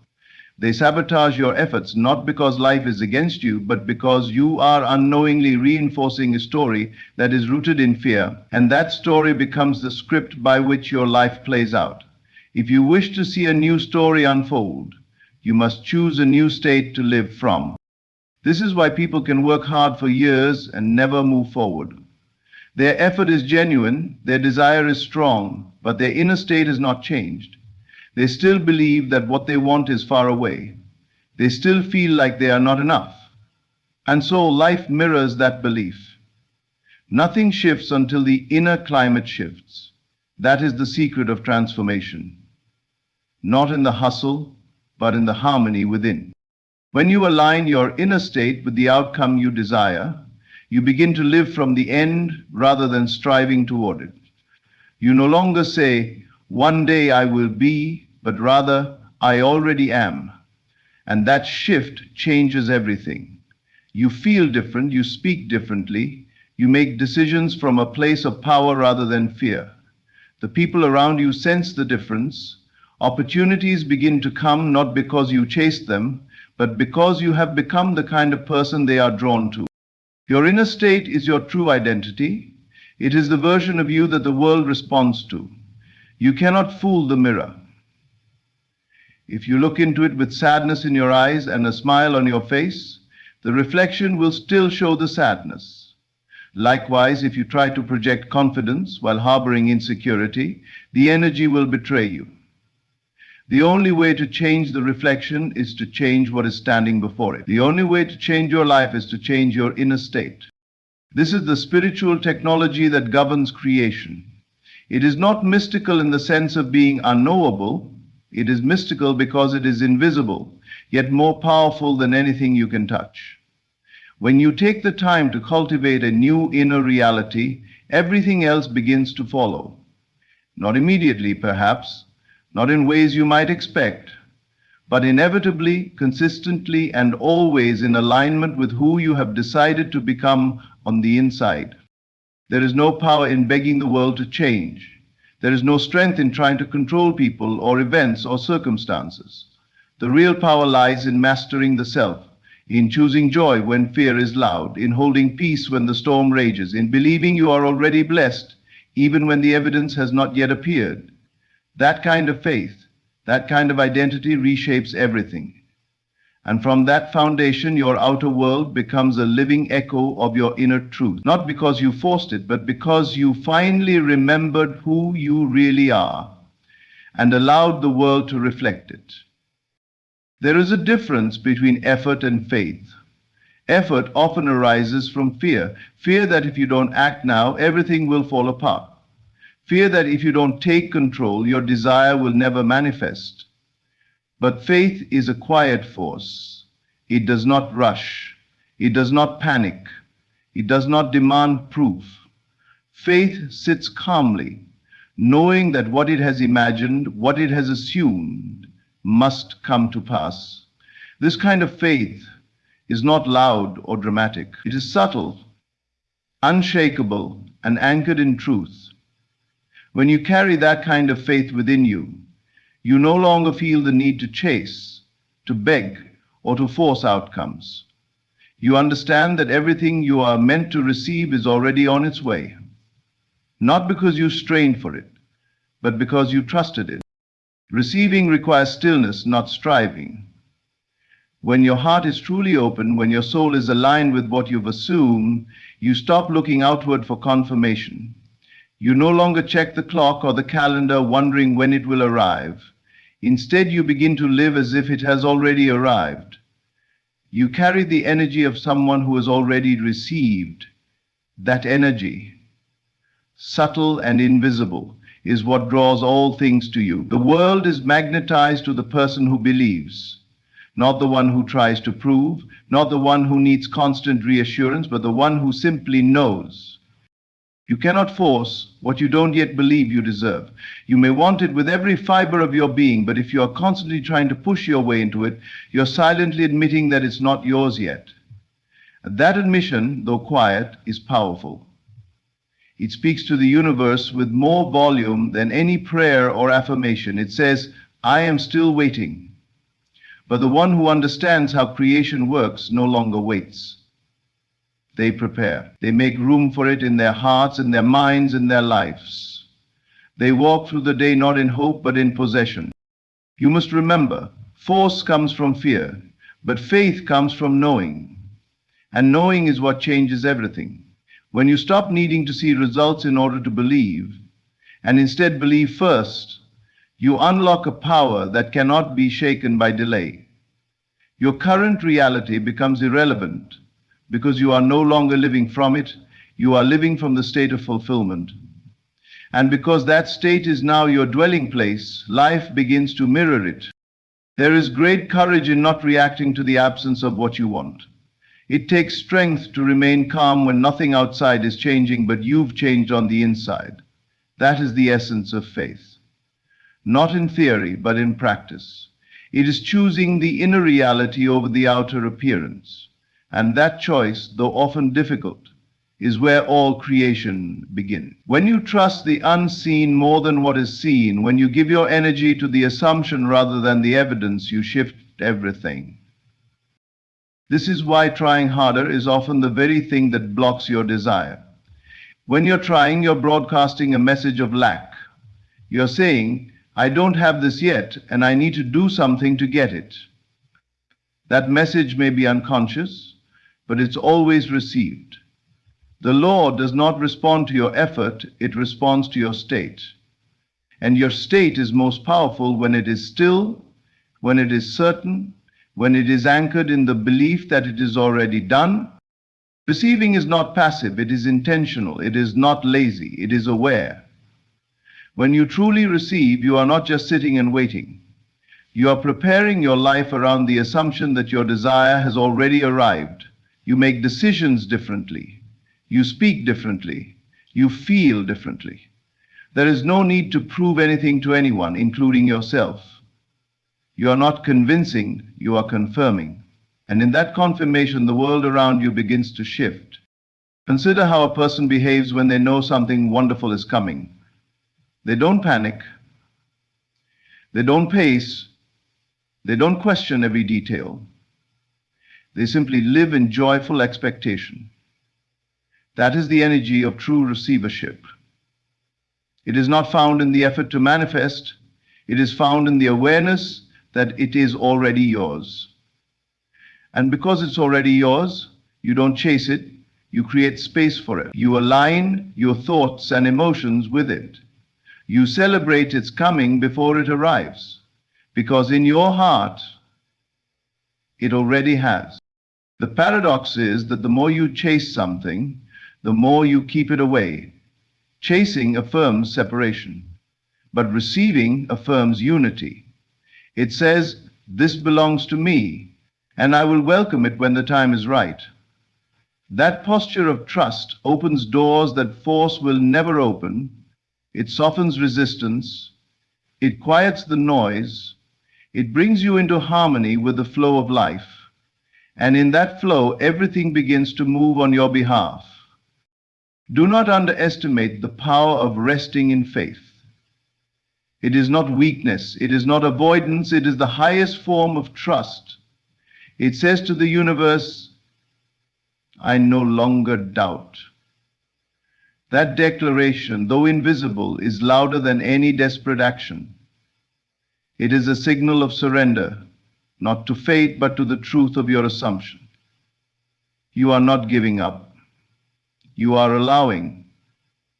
You are rising. You are rising. Rising into the version of yourself who already has what you once longed for. The greatest manifestations do not come to those who push the hardest. They come to those who believe the deepest.